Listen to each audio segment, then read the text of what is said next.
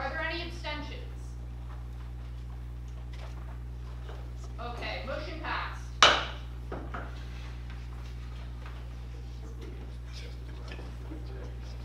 Motion 2. Whereas it's been a respectable amount of time since the last council, and whereas the minutes have been written, be it resolved that council approves the meeting minutes for the council on September 24th. Moved by Ajman. Hey, it didn't take so long this time.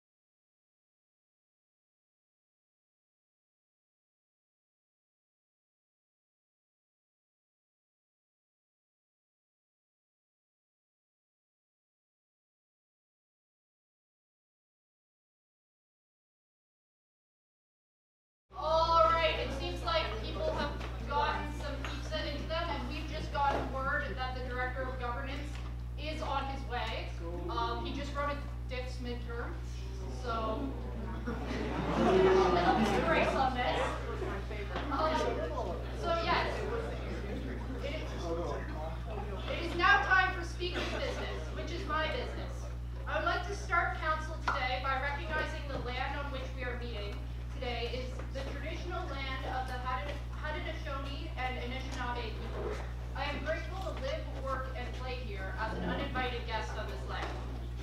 So, for those of you who don't know me, because I do see a lot of new faces here, and I think some of that can be attributed to the fact that I'm really bad at remembering faces, but I think based on the number of member-at-large placards we have left in the middle here, there are new people here, and that's really exciting. So I'm Emerson Curry.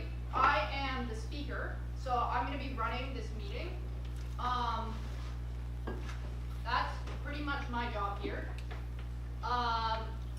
So right now, if you aren't specifically a member of council, you're going to be a member at large, which is what your placard will say.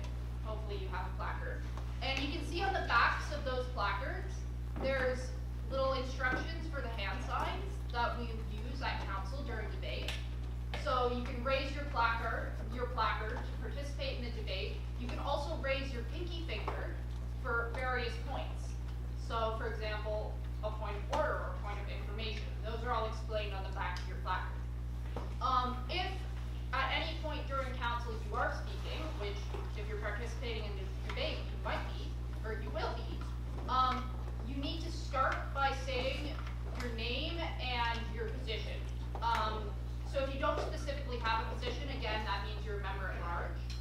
You do need to do this every time you speak, even if you've already spoken multiple times in council. It does feel silly at a certain point, but you just gotta do it, and people will call you out on not doing it. When you are speaking, remain polite and concise. We've got a lot of stuff to go through tonight, so we don't need to get too wordy. And one last thing, when you're speaking, you do need to look at me. Another thing that may feel silly, but this room is configured to work that way, and I will remind you if I need to. I think that's it for reminders on how, oh my gosh, he's here! This is Ashman, he's the Director of Governance. Okay, so moving on from that, yeah, it's good to see everybody. I hope you had a good reading week. And we're going to jump into it today with a presentation from Queen's NAYGN. So would you guys like to come on down?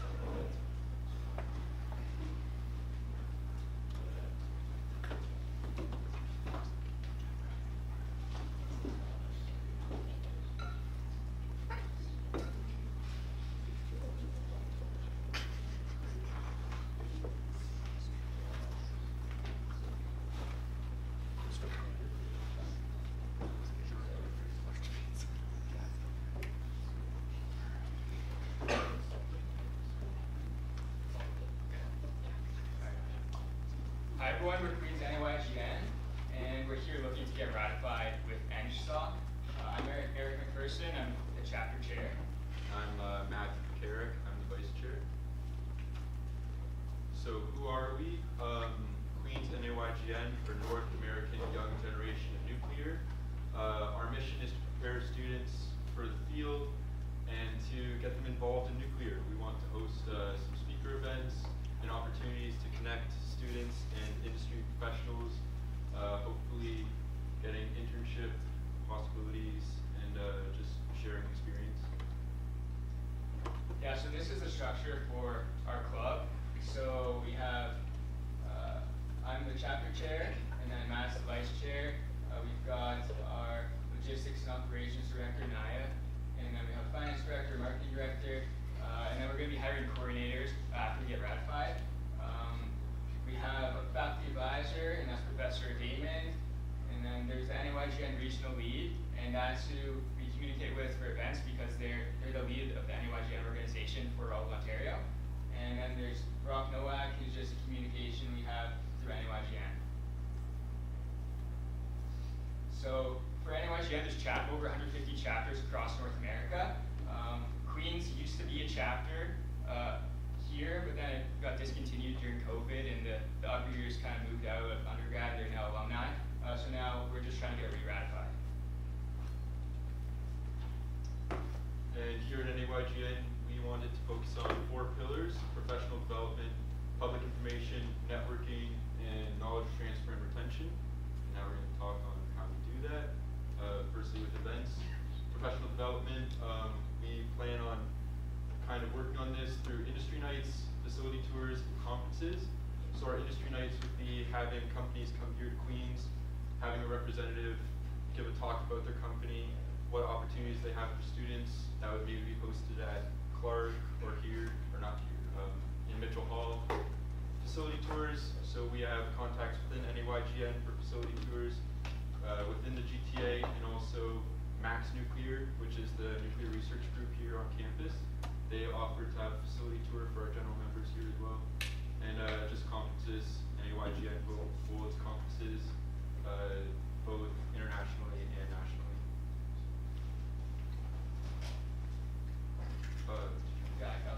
Public information, we're going to be having speaker events where we bring in industry experts from the field because there's chapters at all these nuclear companies, OPG, Bruce Power, all that. So we'll be asking them to come in, and then there's also Max Nuclear. Maybe have some undergraduates come and give some talks on what research they're doing, because that'd be really interesting for undergrads who are looking to pursue that kind of thing. And then there's also a Canada Excellence Research Chair here at Queens that we can try to get the speaker event going to. For public outreach, we can do this by doing booths, talking with the undergrads about nuclear, getting them involved in the club, and then also do posters around the school. So some networking opportunities, the booths, as I said, and then there's also do intramurals with the general members to get everyone connecting so that they feel comfortable during the professional development, public information, all that. Pizza nights, another idea, and trivia. Transfer knowledge. So we're going to focus on this through, getting our coordinators and our directors involved. Our executive team consists of multiple different years. So our logistics director is a first year, our finance and marketing directors are both third year, as well as Eric and I myself are fourth year. So there's a lot of difference in years. Our coordinators will also be varying in years. Hopefully we can transfer knowledge through there. And also NAYGN is committed to keeping this chapter afloat and pushing, or helping with the transfer of knowledge for future years to come using their resources. Finance, operating budget. So this is our operating budget for the year, or our estimated operating budget. We plan to do 2 speaker events. The critical mass event, which is held at Clark. That's a collaboration with Max Nuclear in the second semester. An industry night, two facility tours, which both have no cost associated other than travel, which we're expecting to be covered by the general members, and the club social. This comes out to an estimated like $1,100. And again, the facility tours don't have cost. So for sponsorship getting this funding, we get a startup budget with NAYGN, about $300. But other than that, we have to source it from other areas. So one way is company funding. So these companies have NAYGN chapters. So we'll be looking to reach out to them, get funding from their chapters for when their company comes in to speak. Max Nuclear, they have a budget as well. So if we're doing outreach and doing collaborations with them, we can try to get some budget. And then for industry nights, quick, that's something that they do. They provide jobs for internships. So if we have an internship night with a bunch of nuclear industries coming in, we're going to be looking to try to get some money from them. And then NSOC as well. So we're going to try to get startup budget for you guys. There's the dean's funding as well, and doing fundraisers is another way. So for outreach, our promotion strategy is we have an IG, we have a LinkedIn, and then we're going to have a Teams where all the members come in. So for the Teams, we have an interest form that everyone filled out that we'll show later on, and we'll be sending an email out to all of them, get them to join the team so that they can become members. We also have booths set up. We had one at ILC before reading week to get members, educate them on nuclear, and we can also put some posters around, do some newsletters by collaborating with NSOC. NAYGN metrics. So this is something that NAYGN has us fill out after anything we do.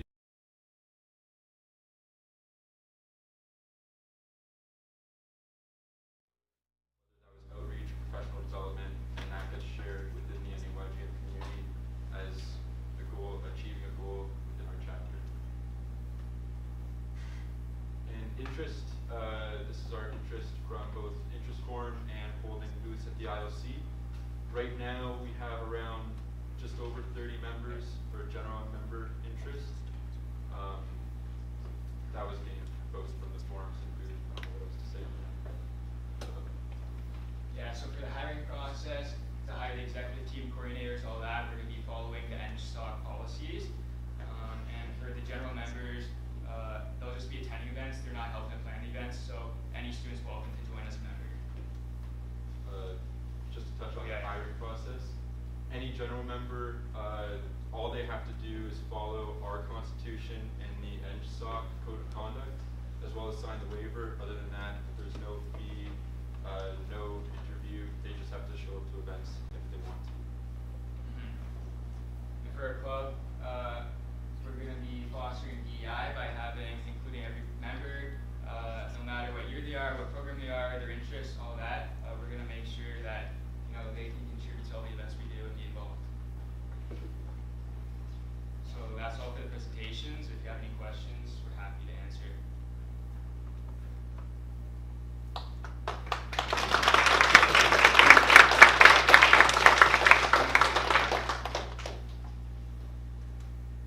Okay, it looks like there are no questions, so you guys can go sit back down, and we'll get the agenda back up.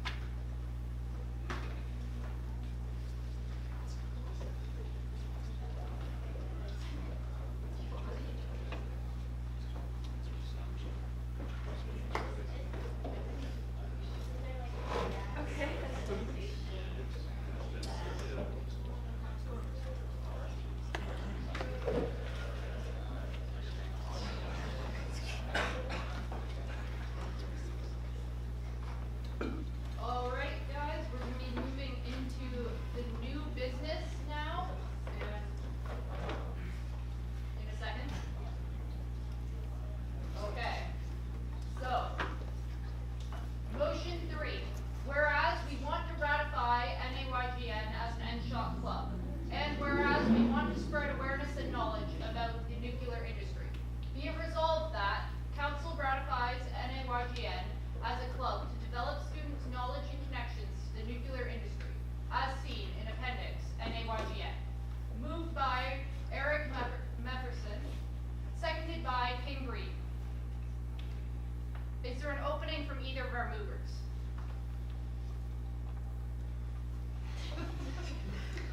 Seeing none, is there any debate on the motion? Okay, is there a closing from either of our movers? Please vote yes. Thank you, Director. Okay. Oh, yep. Well, I just hope that everyone can vote yes. We're trying to get undergrads involved in nuclear. There's not that many opportunities for them. This is more graduate with Max Nuclear, so I think it would be a really good opportunity for them. Okay, thank you. Motion 3, whereas we want to ratify NAYGN as an NSOC club, and whereas we want to spread awareness and knowledge about the nuclear industry, be it resolved that Council ratifies NAYGN as a club to develop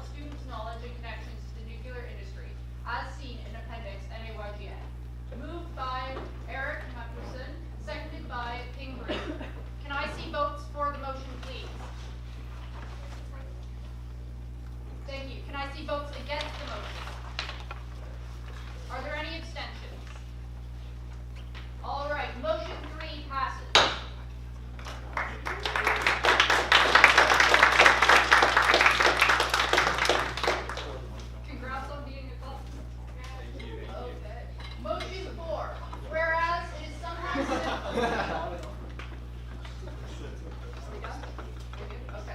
Motion 4, whereas it is sometimes difficult to get students to interact with the academics portfolio, and whereas I want to increase my gift card incentives for feedback/idea submission forms to improve student engagement, be it resolved that council approve the Director of Academics budget is updated to reduce line 10,300 for meeting snacks and redistribute the same amount to lines 10,101 and 10,201 to increase gift cards for form completion from $15 to $25. Be it further resolved that my total approved budget amount, $1,096.10 pre-contingency, does not change, only redistributed. Moved by Paige Ellis, seconded by Jordan Bolinsky. Is there an opening for either of our movers? Yep. I have Paige Ellis, Director of Academics. Sorry, that's so wordy. I just realized, hearing that being read out. I'll make this quick. Basically, just for the sake of transparency, so my budget is used as it is defined. I want to increase the gift cards from what they were last year to try to boost student engagement. That's all. All right, is there any debate on the motion? It's a question. Can I be party side to something you said? Are we stealing gift cards or something else? Paige Ellis, Director of Academics. These are tea room gift cards, so how they work is we have the Bed Fun idea generation events that we run, and then to get people to participate in them, we enter them into a draw to get the tea room gift cards, and then same with the academic feedback form. Director Noah Dushman-Fretz, Director of Finance. I just had a question. I was wondering, because you're reducing one budget line. Look. Sorry. Yeah. You're reducing one budget line. I was just wondering how you were planning on actually still buying these snacks by reducing the amount. Like, are you buying less snacks? What's going on? Yeah, Paige Ellis, Director of Academics. Yeah, I'm just buying less. That's about it. I've missed a few meetings too, so not with no snacks, so that's about it. Is there any further debate on the motion? Seeing none, is there a closing from either of our movers? All right, motion 4. Whereas it is sometimes difficult to get students to interact with the academics portfolio, and whereas I want to increase my gift card incentives for feedback/idea submission forms to improve student engagement, be it resolved that council approve that the Director of Academics budget is updated to reduce line 10,300 for meeting snacks and redistribute the same amount to lines 10,101 and 10,201 to increase gift cards for form completion from $15 to $25. Be it further resolved that my total approved budget amount, $1,096.10 pre-contingency, does not change, only redistributed. Moved by Paige Ellis, seconded by Jordan Bolinsky. Can I see votes for the motion, please? Thank you. Can I see votes against the motion? Okay, are there any abstentions? Okay, motion 4 passes.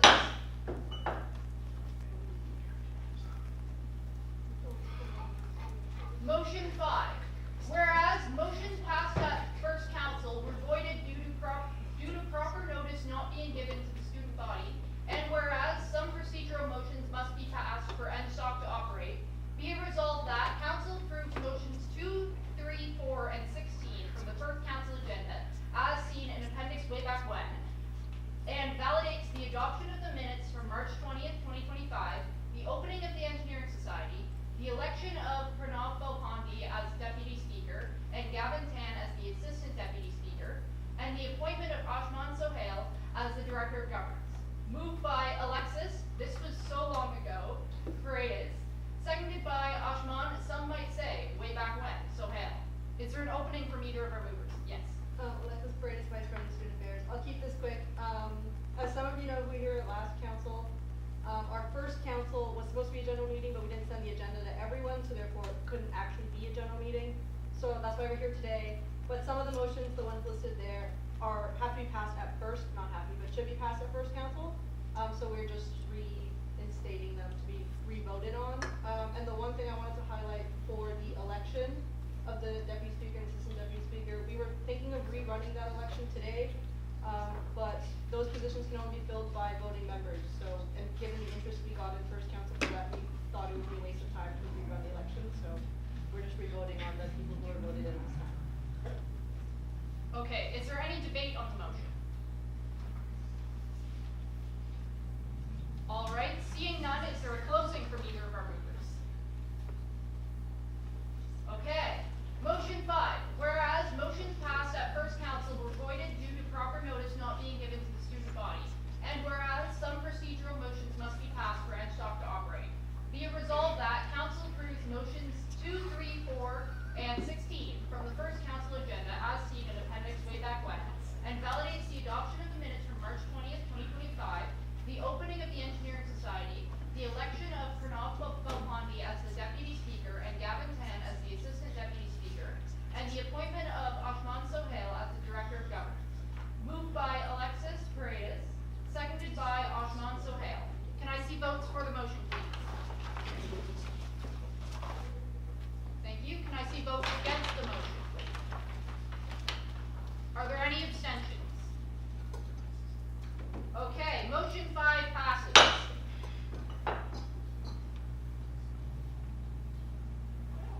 Motion 6, whereas a lot of errors were identified in bylaw over the summer, and whereas NSHOP cannot function properly without fixing, be it resolved that council approve the bylaw changes outlined in the appendix summer bylaw changes. Be it further resolved that council has the right to break this motion into individual parts in the case that not all changes are agreed upon. Moved by Alexis Paredes, seconded by Ashman Sohail, additionally moved by Jordan Malinsky and Kate Leonard. Is there an opening from any of our movers? Alexis Paredes, Vice President of Student Affairs. I'm going to talk a lot in this section, I fear, but we'll. We're gonna pull the appendix up. So, sorry, I was actually going to ask, do I read it in my opening or in the debate? Yeah, so Vice President Paredes is going to read through the Okay, yeah, bylaw I can do changes that now, first. yeah. So we'll pull those up.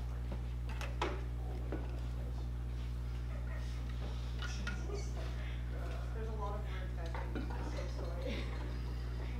Okay, do you wanna first start and like explain?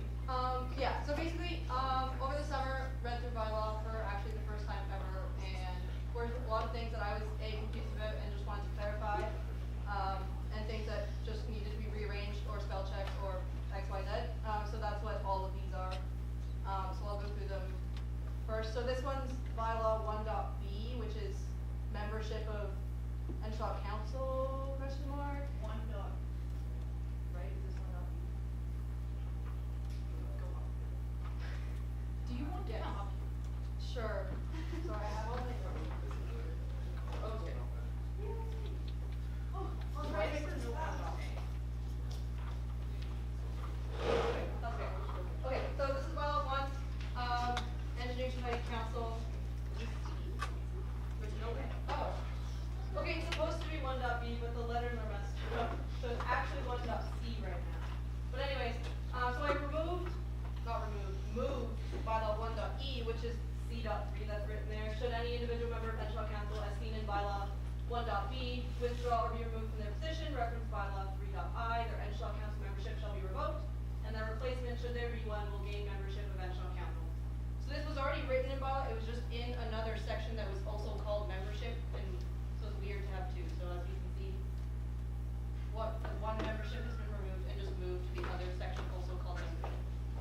If that makes sense. And the next one is 2.a.2. It's just, this used to be one big chunk of text, and now it's two smaller chunks of text that defines the study group and the happy group, which are our discipline programs.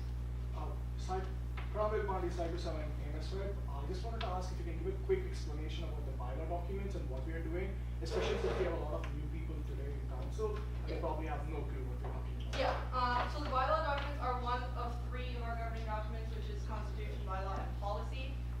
So the bylaws govern things that don't typically change very often, like council, discipline clubs, year execs, the executive, the directors, things like that. And it just governs how NSHOP functions and what types of things we run during the year and what our processes look like. So the first 2 that I'm going over encompass council. So the 2, like 8.2, 2.2.ai and double I, 1 and 2, just go over what the discipline clubs that are represented at NSHOP Council are. Sorry. Caitlin, your chair. I'm wondering why you added the details in by 5 2.A1 for the like A.2.c, you add in like all reports, all other reports detailed in bylaw, like that. Why do you add that in when, like adding that in limits it to that list of when technically other reports can still be given, instead of being limited Okay, to that? Yes. that is good. I think we're going to let, the vice president it's finish, not- and then okay. if anyone has something they would like to ask, note that, and then we'll move into debate once we're finished reading through the bylaw changes, and we can do that then, okay? That's a good question. Okay, that's that. And these are just spelling corrections, the confidentially contained. You can skip any spelling Okay, or grammar. cool. Like, it's just the actual meat of the bylaw. Okay, got it. This is 2.A.6. This one is for closed session, just clarifying how the minutes are taken. So it says, we're just adding, the minutes shall document all sections included in the council agenda with the exception of all presentations, election, voting, and closed sessions of council. If a closed session of council is called, a second confidential copy of minutes will be taken for the use of council members outlined in bylaw 1.e. These may not be distributed beyond those members in accordance with bylaw 2.p.13. So this already happens in our closed session structure, it's just not written explicitly, so that's why we've added it in there. And then this is clarifying, withdrawn or reconsidered motions are not considered defeated motions, just so there's clarity around withdrawn motions, which is when, if something gets debated and it's decided that you don't wanna talk about it at that council, or you just wanna withdraw it entirely, the movers can do so, and then it won't be considered defeated, which means that you can't reconsider it until the next academic term.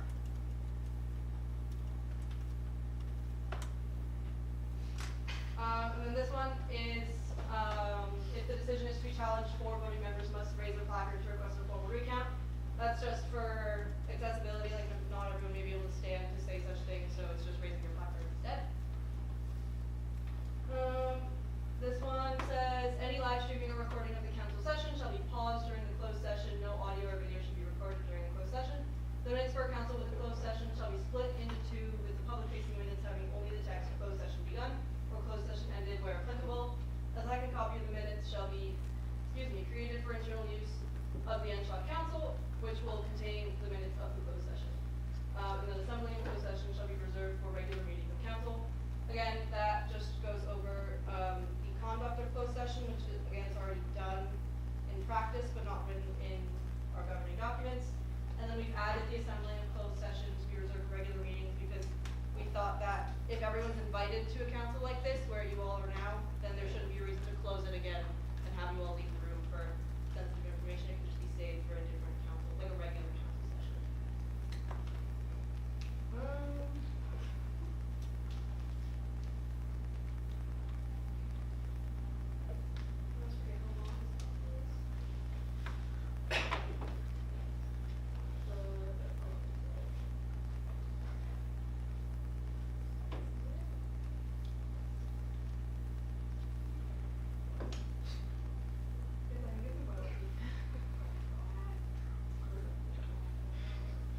Here you go. Okay, so this one is, again, already in practice, just not written, I don't think. Last year, the year before, the first year executives were moved under the director of first year portfolio, because it made more sense for support and resources. So we're just saying that the director of student life shall be responsible for overseeing the year executives, with the exception of the first year executives.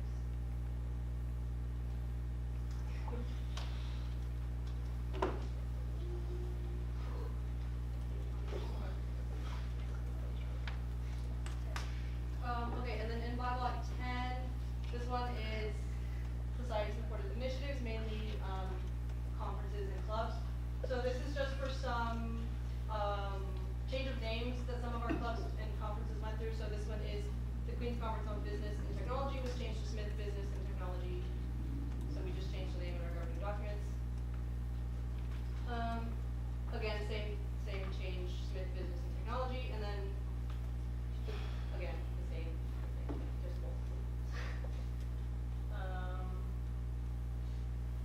then this one, again, just more name changes, Queens Racing changed, or added racing into their name formally, so they changed that. And then this one, Queens Project on International Development is a duly ratified club between NSOC and AMS.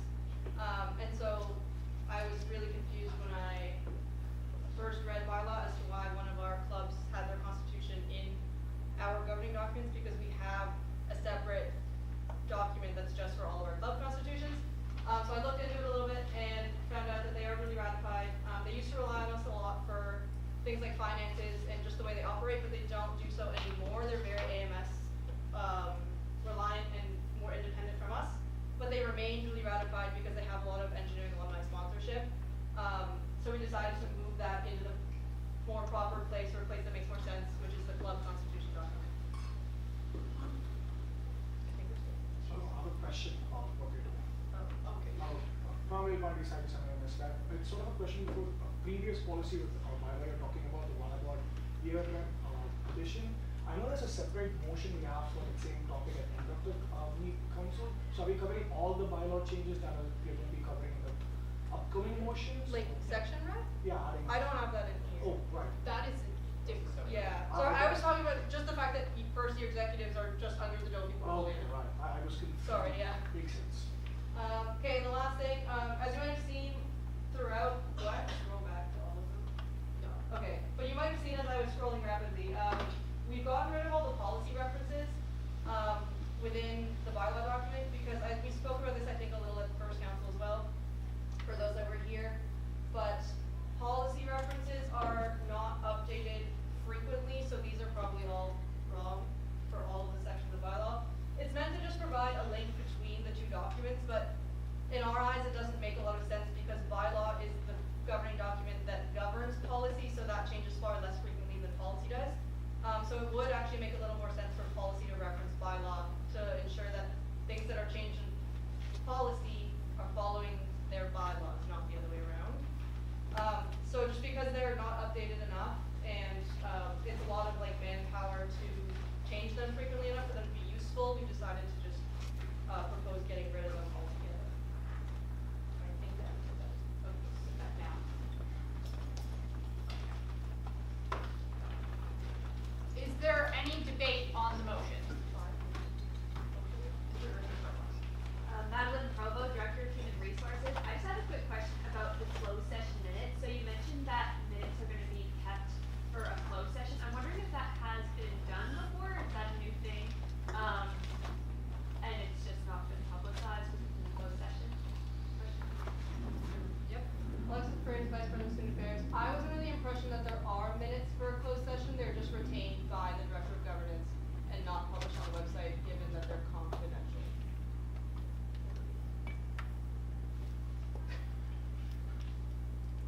Okay, would you like to reiterate your question? Yeah, let me scroll on what I'm talking about. There's just a lot.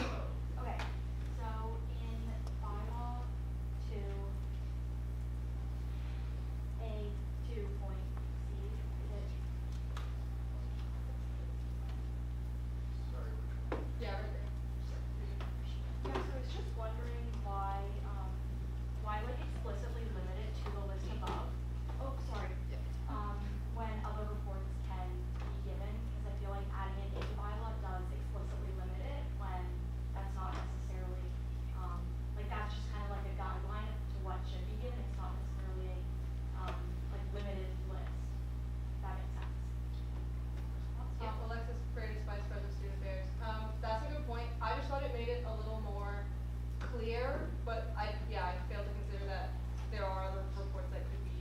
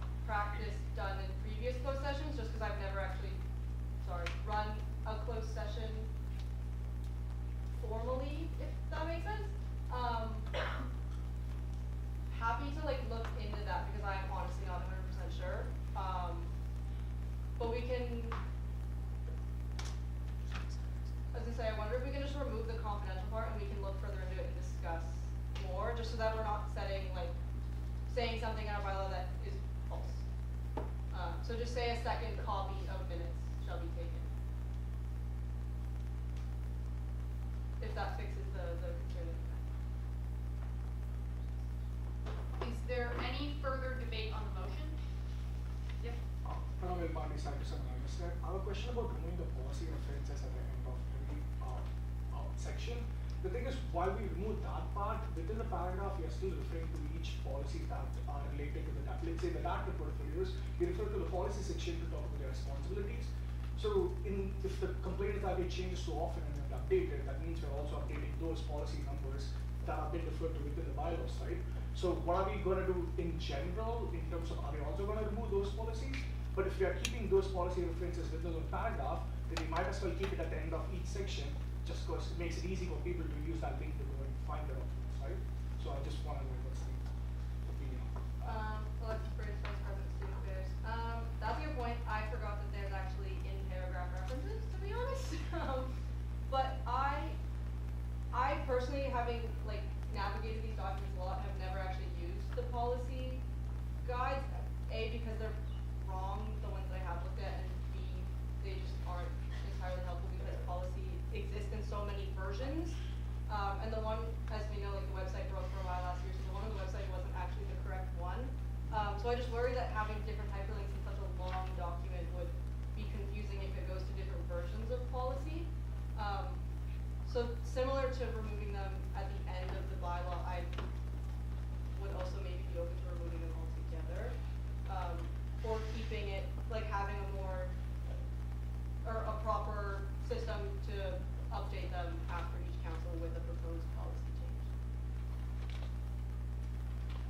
Just to add on to it, yeah, I suppose I would be happy with a system that automatically updates. If not, we could just generally mention it as policy in general, and people could go in there and figure out, because we still have a table of contents to help them. Yeah. Thank you.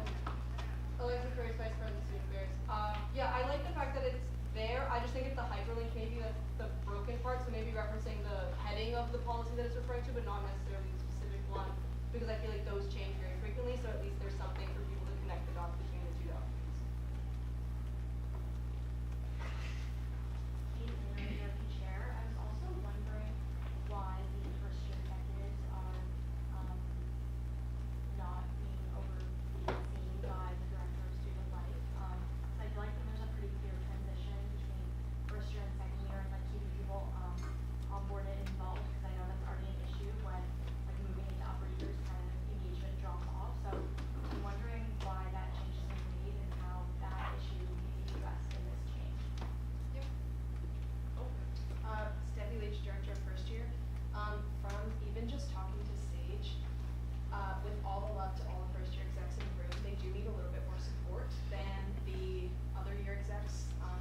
As you've acknowledged, the carryover is there, but to get started is very much different than to continue a job you've been doing.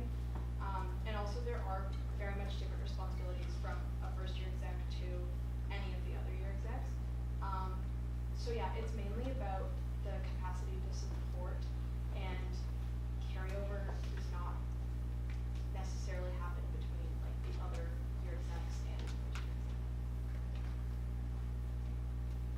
exec. Is there any further debate on the motion? Seeing none, is there a closing from either of our movers?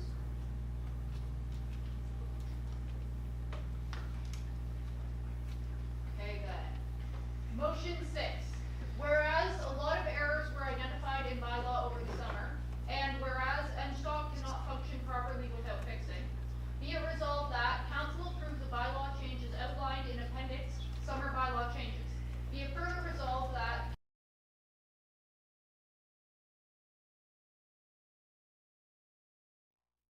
moved by Alexis Paredes, seconded by Ashman Sohail, additionally moved by Jordan Belinsky and Kate Leonard.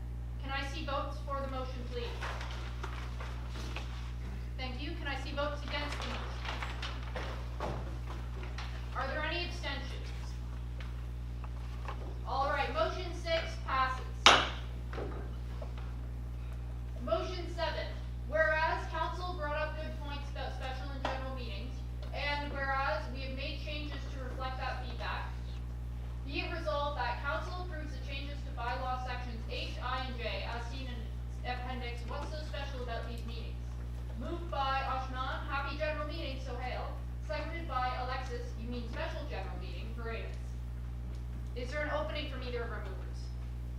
Alexis Reyes, Vice President, Student Affairs. I will be. You can stay there, Oh. it's not big. Okay. That was only because the Okay. document.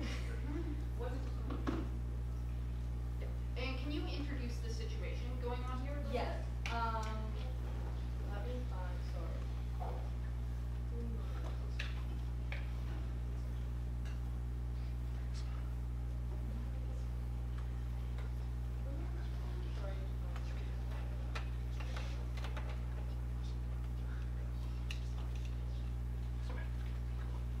Yep. Point of personal privilege, may NAYGN be excused from the Central Sauk Council? Yes.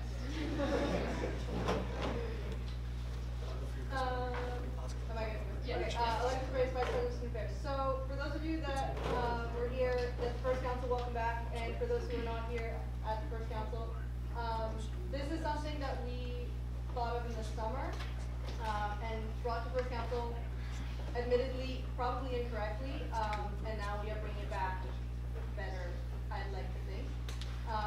So what happened in first council is this, so we have these things in our governing documents called general meetings. They're super vague, no rules around them, anyone can call them, and it gives a lot of power to council and beyond, like just the student body in general, whoever is able to attend that general meeting. And you could change things, in our opinion, like willy-nilly if you so choose. So what we are trying to do here is kind of rein that in and put some rules around general meetings, the same way that there are rules around annual general meetings, which are, kind of written into our governing documents in a way that, A, certain things have to be done, like the ratification of our new executive, and B, they allow proper notice to all students, about the meeting, what's gonna be covered in the meeting, where it is, the time, place, things like that. So we're trying to add those rules around AGMs to general meetings, which we are now trying to recall special general meetings, because it was a little convoluted with the phrasing of just general meetings and then annual general meetings, so with two distinct names, it kind of makes a little bit more sense in our governing structure, and just for people who are reading bylaw for the first time to kind of follow along with. So in bylaw H, we're, talking about the conduct of special general meetings, so then, I guess I'll just read what all of the changes are. So if a council session is required outside of a regular council schedule, a special general meeting may be called. A special general meeting may be called at any time during the academic year by the NSHOP Council or by 3/4 majority of the NSHOP Executive. A special general meeting must be called within 5 days upon presentation of a petition to do so signed by 100 members of the Engineering Society. The meeting itself must be held at the earliest reasonable date after the presentation of the petition. So that part of it hasn't changed at all. That was a clause that was written for general meetings, and we thought that was a great way to give the students the ability to call one of these, if there's an issue within the society, so we, kept that the same. And then we added notice of the meeting, including the time, location, and agenda must be distributed to all Engineering Society students no fewer than 48 hours prior to the meeting's scheduled start time. The order of business for special general meetings of the NSHOP Council shall be, agenda, adoption of the agenda, attendance, speakers, business, explanation of the reason for the SGM, break, new business, statements, and questions by members. At the discretion of the Director of Governance, additional sections can be added to the order of business for that SGM. These must be approved in the adoption of the agenda. And just to highlight why we added an explicit, agenda structure, similar to, I believe an AGM, but this is meant so that if it's called outside of the normal council schedule, which is every 2 weeks, then that means reports have been given at that point on a weekly basis if we kept reports in the agenda. So we've removed them, but then we've also added, that B clause that says other sections can be added at the discretion of the Director of Governance. We can't predict what they're gonna need at the time, that one of these has to be called. So this is just so that reports don't have to be read, but they can be, or at least be added if needed. And then all motions to amend constitution, bylaw, or policy at a special general meeting require only a single reading. If a motion fails at SGM, the motion may not be reintroduced until the following academic term. That's similar to a normal council meeting. And all students of the Engineering Society are voting members at a special general meeting, same as an AGM. And then this section is, we've just changed the name from conduct of annual and general meetings because we're changing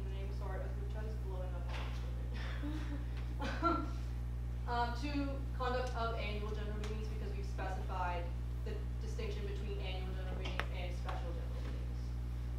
And then this one again, we just changed the name, to quorum for annual and special general meetings.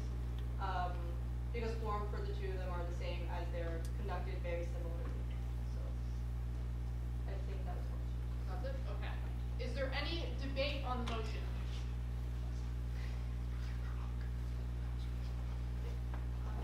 Kate Blair, Accounting Chair. For H.1, it says that a council session is required outside of the regular council schedule. Are special general meetings technically a council session, or are they their own kind of entity and not actually a council? Because I think it's a little unclear that you refer to them as a council session there, but then in other parts they're kind of their own independent thing. That's a good point. Actually, I didn't realize you worked it that way. Yeah, it is a separate thing. It's more along the line of like an annual sorry, I like the phrase vice versa. It is more along the line of an annual general meeting, which you're right is a separate thing from a council session. So I think we can friendly amendment to reword that to if a meeting of I wrote this down earlier, Craig, I can highlight that as well. If a meeting of the members of the society is required outside of the regular council schedule. Does that make more sense?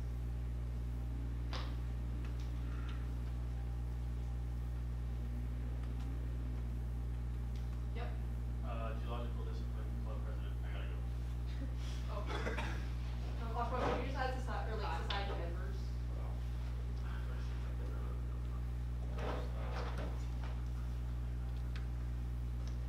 Yep. Caitlin O'Keefe, Chair. Another kind of small thing, but for H7, so it's a little bit down. You say all the students of the engineering society, but then in other places you say all members. I think like all students are members, but not all members are students. Like it doesn't go both ways. So if we could change that to members or just be consistent one way or the other, I think that would be. Is that friendly? Yeah, friendly members, just change it to members. Thank you. All right, well, that is happening. Is there any further debate on the motion?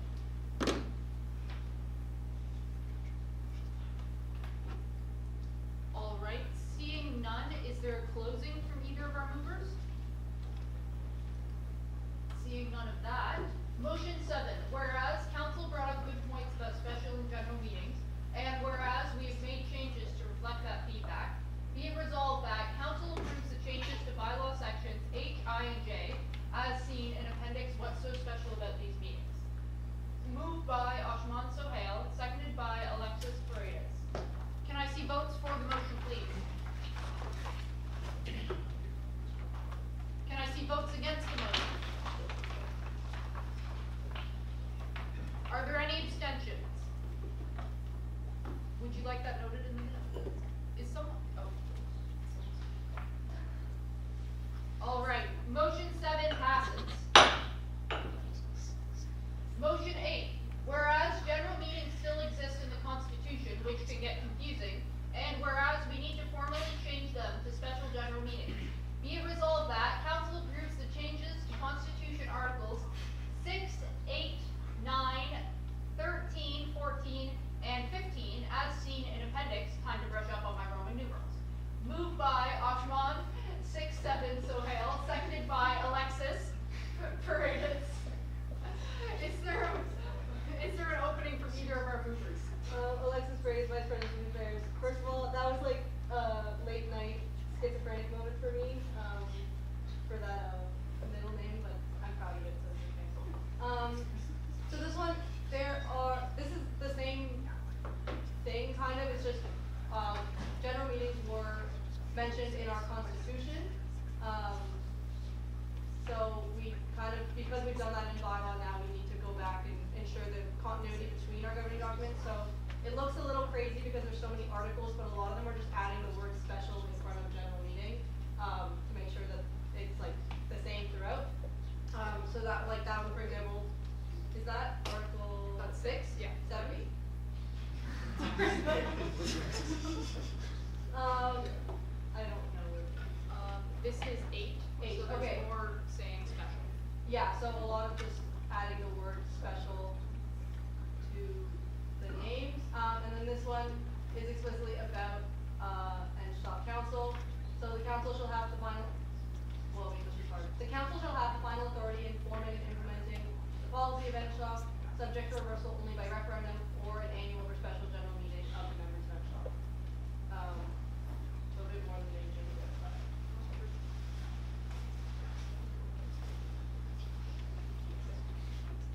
And then this one is just writing into our constitution that special general meetings exist rather than just general meetings. So you can see the name change up in the article, title, annual, or special general meetings. So a special general meeting shall exist for the purposes of council to consider business deemed of pressing matters in the engineering society, which cannot wait until the annual general meeting. But I would like to make a friendly amendment to this, of saying a special general meeting shall exist for the purposes of, like, society members to consider business deemed, because it's not just at the purview of council, it's for all members of the society.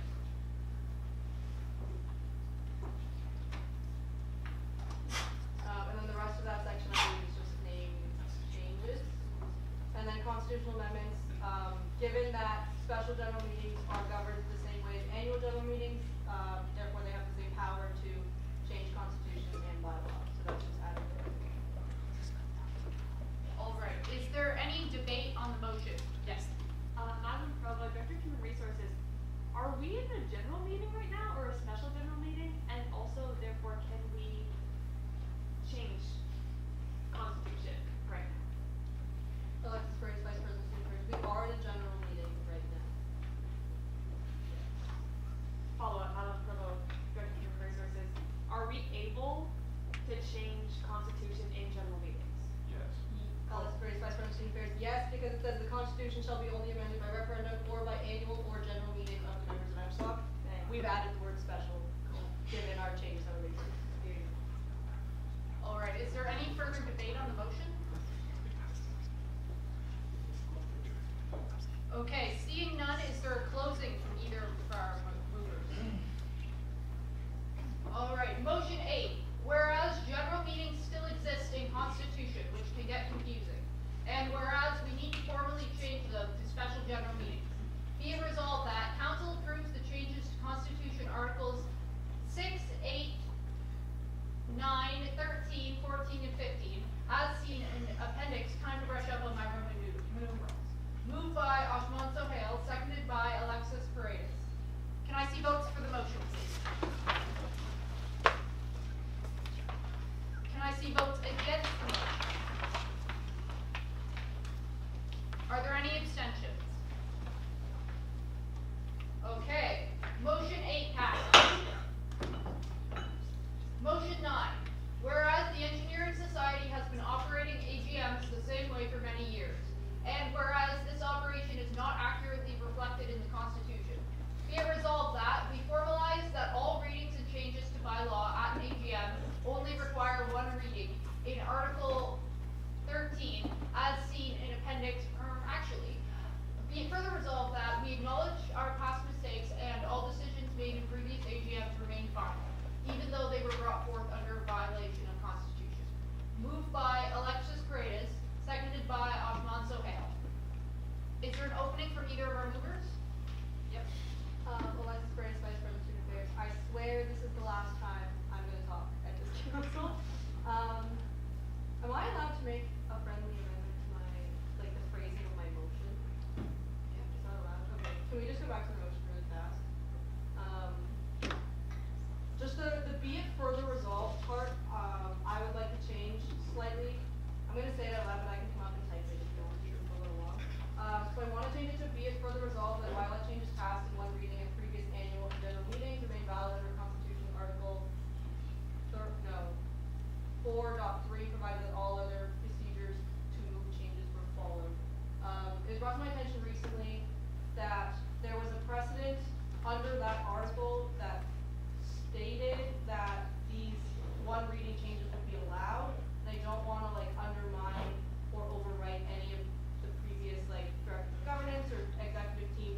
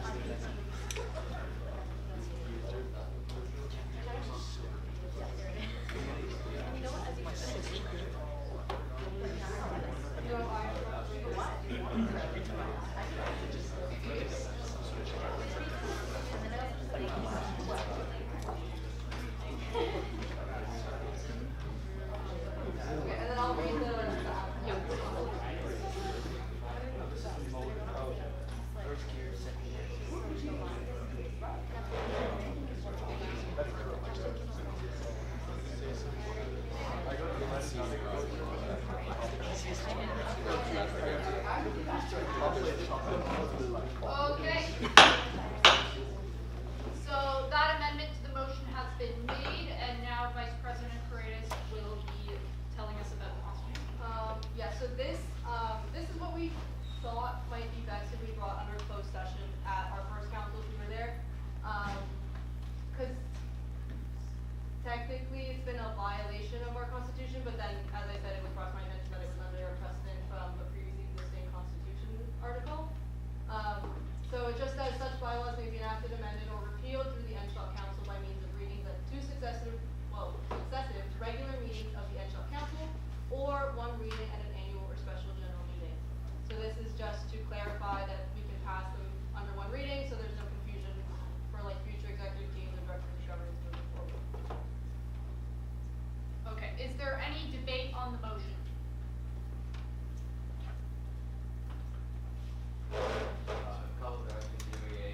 I just had a brief question that includes this motion and the last. Since the last motion removed general meetings, and it was also clarified that this is a general meeting, do we still have the power for the remainder of this meeting to change constitution because general meetings are no longer in the constitution? Do you have a direct response to that? Alexis Paredes, Vice President of Student Affairs. I see your point.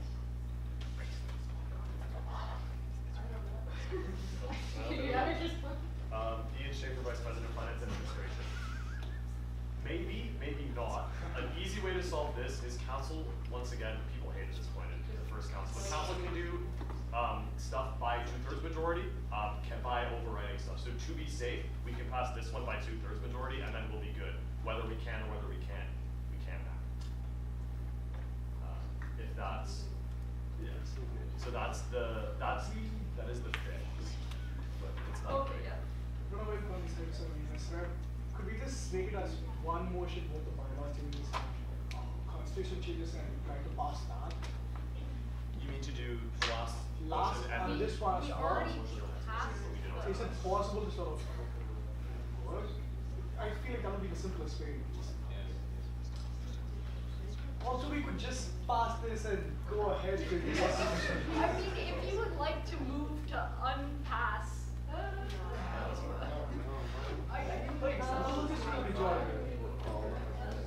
Yeah, is there any further debate on the motion? All right, seeing none, is there a closing from either of our movers? All right, motion 9. Whereas the Engineering Society has been operating AGMs the same way for many years, and whereas this operation is not accurately reflected in the Constitution, be it resolved that we formalize that all readings and changes to bylaw at an AGM only require one reading in Article 13, as seen in Appendix actually. Be it further resolved that the bylaw changes passed in one reading at previous annual and general meetings remain valid under Constitution Article 19. Oh, wait, that's not. Okay. 14.3. Provided that all other procedures to move changes were followed. Moved by Alexis Paredes, seconded by Ahmad Sohail. Can I see votes for the motion, please?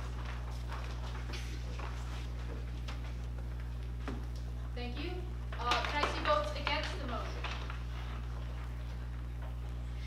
All right, are there any abstentions? Would you two like that noted in the minutes? Yep. Oh, you got it? Okay, there were other movers, but I couldn't see them. Let it be known that Jordan Belinsky and Kate Leonard were in on this. Okay, motion 10. The use of generative AI is ever growing. Whereas year crests are a long-standing tradition that students work hard to create. Be it resolved that council approves that by law require all year crest submissions that use generative AI in the production to disclose this to voters. Moved by Steffi, AI is taking over the world, Leach. Seconded by Jordan, just not the year crest, Belinsky. Is there an opening from either of our movers? Yes.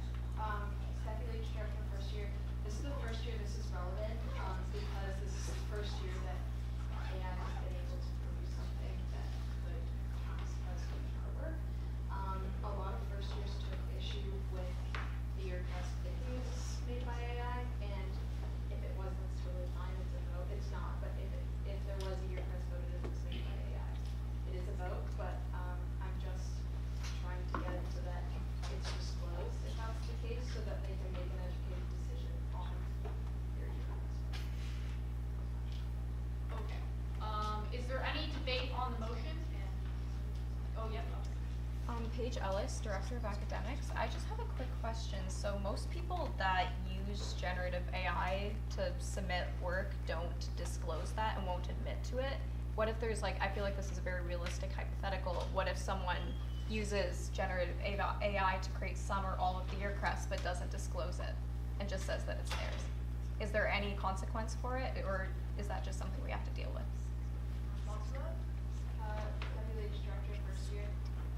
I mean, that's a very real possibility. I'm not ignorant to it, but there's not much that I can do beyond asking that it's disclosed. This year I was able to look into it further to figure out and question where I thought there was.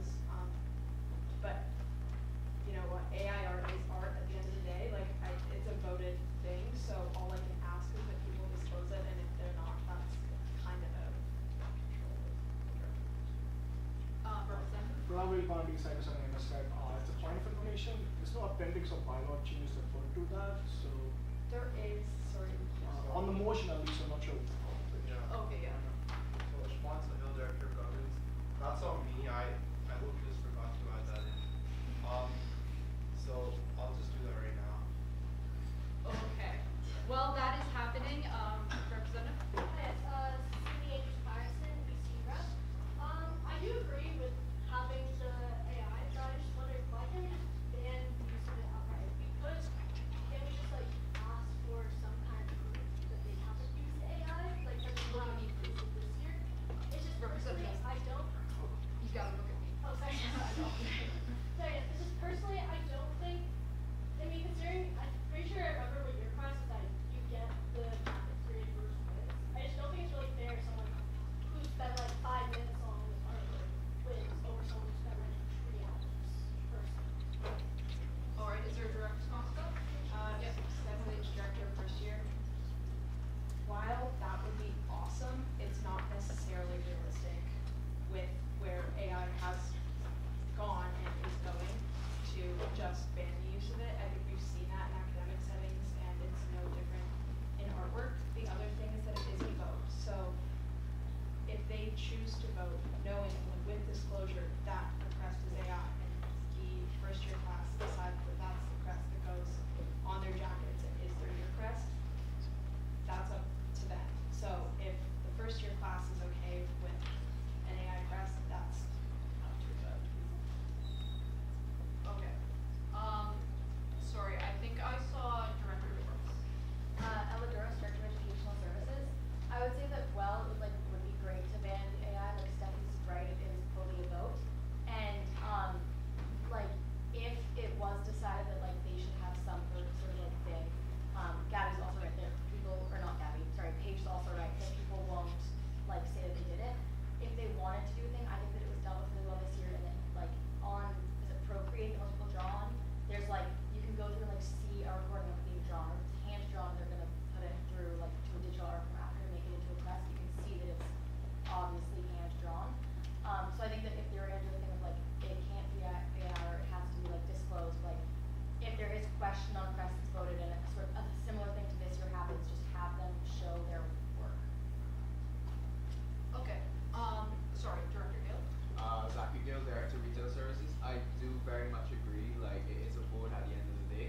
And one thing that we could do is perhaps when we are doing the submissions for hand-drawn year crests, we can include the Dropbox submission of some sort of recording or anything of such to make sure that we know that it's not AI, but still allow those AI-generated things to be submitted as well.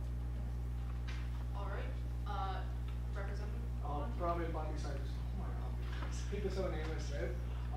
I just wanted to put something out there. The thing is, this is the first time we're dealing with a policy or bylaw change that concerns with AI, and I'm feeling it's not going to be the first one we're dealing with. Given how things are, it's going to keep coming up in the years coming ahead. Since this is the first time we're doing it, I would like to make sure when we're making a bylaw change, we make it as clear as possible and as keeping the future in mind and as flexible as possible to count for all our occasions. So that we set a precedent that if we are dealing with any other issues in the future regarding this, we don't just make a quick bylaw change, but we actually have a proper plan that goes into the bylaw, which will ensure it's a long-term effect. Go ahead. Also, one more thing, since we already got the year test this year and we only have to deal with this for next year, I think we can take a sufficient amount of time and we can also take time beyond this council to have a proper plan that goes into the bylaws. A suggestion. Okay, yep, Director. Stephanie, Director first year. With that in mind, the best thing that can be done to keep it relevant in the future is to say that things need to be disclosed. So, like, saying that even if we add that all of your best submissions that used or were assisted by generative AI, like, if that's a friendly change we want to make, I'm okay with that. But I think this is the most open-ended way possible to keep it fair and keep the integrity of the vote while still removing concerns as much as possible. Also knowing that new changes do come up every year, and I dealt with it this year. It's possible to deal with things as they come up. The only difference is that now it would be in bylaw instead of just having it up to the discretion of the director. Okay, President Valinsky? Jordan Walensky, Engineering Society President.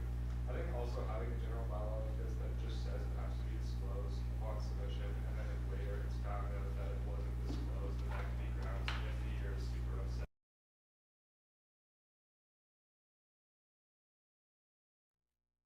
you were saying, how we don't really know what it's going to do in the future, but this allows it. So if the year just so happens to be kind that it might be generated as AI as the experience this year. If it was AI, it could be grounds to be like, hey, so the rule, you broke it, it's gone. That's Proposing like a friendly amendment just to actually add candidates inside the motion. Okay, yeah. You were one of the first. You were not the first, okay. Can we get that friendly? We're all agreeing with the motion. And then Director Gill, you have something? Yeah, Zachary Gill, Director of Retail Services. I have a question. Is it possible for us to assume that any work submitted without proof is automatically AI generated? Say that out loud. Deputy Director first year, if we add that in bylaw, then sure, but right now, no. There's no, like, current need to submit proof, because this has never been an issue before, but if we add that in as part of the bylaw, then sure. Because I think that would, Zachary Gill, Director of Retail Services, I think that would alleviate some of the stress of the years getting very upset if we found out later on that it was AI generated, but the crest was already shown.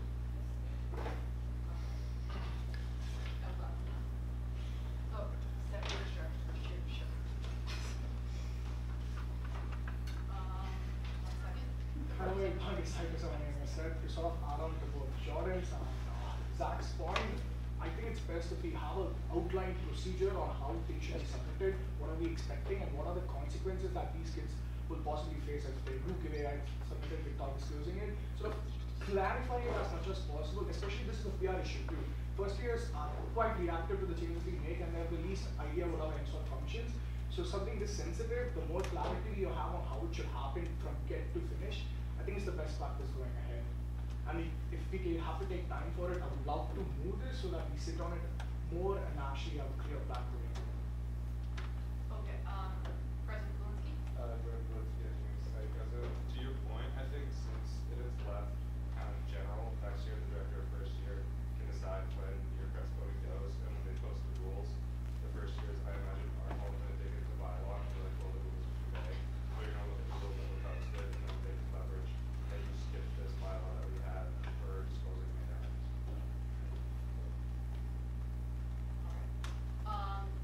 Director Doris? Ella Doris, Director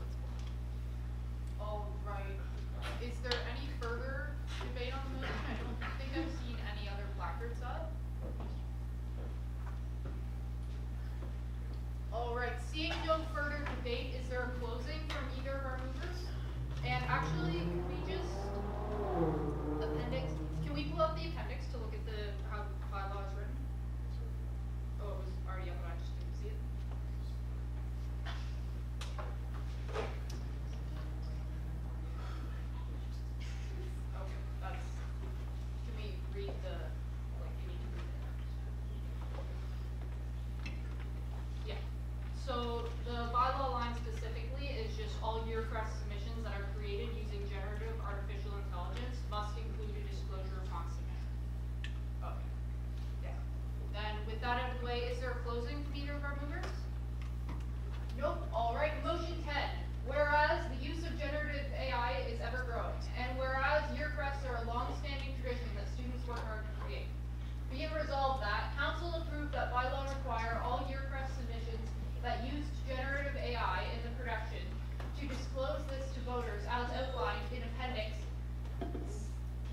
AI 29, moved by Steffi Leach, seconded by Jordan Malinsky.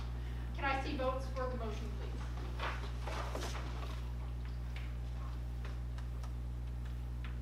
All right. Can I see votes against the motion? Are there any abstentions? Yep. Would you two like that noted in the minutes? Okay, Pranav? Okay then. Right, motion 10 passes. Motion 11. Whereas jacket production and campus equipment outfitters work on a tight timeline, and whereas preferential voting takes a long time, especially with many submissions, be it resolved that Council approves the removal of preferential voting for Yearcrests. Be it further resolved that bylaw instead include the Yearcrest with the most votes will be chosen, as outlined in Appendix Speed. I am Speed. Moved by Steffi. Speed. I am Speed. Leach. Seconded by Jordan, Lightning McQueen. Malinsky. Is there an opening from either of our moves? Or, yeah. Michael, when personal privilege on other committees, yes, yeah. Okay, so someone who. For novel, I give it the report to you. Hi, everyone. Okay, is there an opening from either of our movers? Yes, Director Leach. Steffi Leach, Director first year. If you can't tell by now, there's a lot of issues with the Yearcrest voting this year. So basically, I was given 5 days by CEO from the moment I was informed of the Crest voting to the time that the copyright people needed to have it by, which if we did that under preferential voting, could have taken, like we would have had to do a round every hour, and the first years were annoyed enough that I made them fill out form twice. So this is only meant to help the future director first years from having to redo forms, along with campus equipment outfitters on their timeline and the copyright people to give them as much time as possible this year to have to be rushed. So I'm hoping that they can work with next year. All right, is there any debate on the motion? Yes, Representative Kopapi. I just want more clarity on how the preferential voting system currently now works and why it's taking so much time, because I don't typically understand how a normal voting system would be quicker than this, because I can't really picture the logistics of how it works. So. Okay, yep. Director Leach. Steffi Leach, Director first year. Currently, it's as with any pretty much election that we run that has preferential voting, you need to achieve over 50% of the vote for one candidate or submission to be able to win. So if that's not the case, then the lowest get removed, and then it's redone until, and repeated until there is a submission for a candidate with over 50% of votes. We did that at your exec elections, and there was 8 people running, and it took about 20 minutes each time in person, just for reference. Okay, point of something right now. As part of the elections committee, I would just like to check, you are, like, you know you can do, like, kind of, you know when you vote on the, general elections, how you can rank your choices? Would it have been possible to do that on the form? Steffi Leach, Director first year. Microsoft Forms wise, yes, but 26 submissions wise, not realistically for first years. I think we would have gotten a lot less engagement had I asked them to rank and remember 26 crests that were referenced on another document, but maybe that's just me. Or President Malinsky? Jordan Wood, PNG Senate President. I remember in my first year, I know being the Deputy Bill, so I found out how our Yearcrest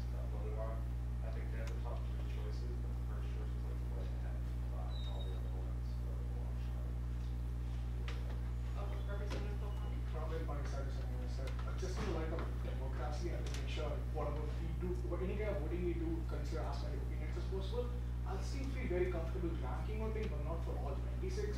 We could do top 3 or top 5, and it could be the top one could have a lot of weightage one year and another year couldn't. But I still feel much more comfortable about ranking, especially since Year Crest is something that is so special to every year. If some meme Year Crest gets a lot of votes because people don't completely understand it, it would kind of fuck up the whole system. You might have to run another thing. So I still feel much more comfortable about ranking and having a smaller number of ranks to do like 3 or 5. So how does? Okay. One thing, mind me, please. Okay, yes. Deputy Director first year, I believe in bylaw, even with ranking, you still need one press to achieve, or one candidate submission, whatever you want to call it, to achieve 100%. It's just, then there's more votes, because there's more, like you get, say you're ranking your top 3, then there's 3. So it would still need to achieve over 50%. All this is asking is that it's still whichever is the most, that could be 49. It's plurality, which I had to look that word up, but it's just the most while not necessarily being over 50% of the votes. So even if we wanted to add in that into the new bylaw that's proposed, that there would be a ranking system, going by plurality is still the most efficient way on such a tight timeline as 5 days in this specific scenario. I am totally for the over 50% normally. I just think in this scenario it's not necessarily realistic, and we've been doing it. This is just making it official because I got a lot of emails citing me on bylaw this year, which I didn't know any first year so I bylaw, but they did. This is just making official what's already happened, basically. Okay. Ian Park, board rep. This is just a clarification question. Would this voting system only be applied to your Crest voting? Deputy Director first year. Yes, it's only your crest. No, your motto, I believe even, just your crest. Okay. Paul Rogen, DOEA Interest Rep. 2 questions here. First question is, if, for example, there are again 25 submissions, and the one with the most amount of votes is 8%, are we still taking that to represent the entirety of the year? And second question is, it has been repeatedly said that there were only like 5 days given, which is way too short of a timeline. Is that going to be the exact amount of time in every single future year, or is there any way that we can increase the amount of time or move things around so that we have more time for the vote to take place and be counted? President Valinsky. Point of information, CEO has been like, I remember last year struggling to get all the jackets in on time for when they did like create them. And then the first 2 weeks are orientation week, so that's obviously very busy and no one's really gonna notice a lot of the Year Crest stuff. So start like, I think it was going to week 3 this year. So pushing it up isn't really realistic, and pushing it back, that means first years aren't gonna get their jackets in time for the summer.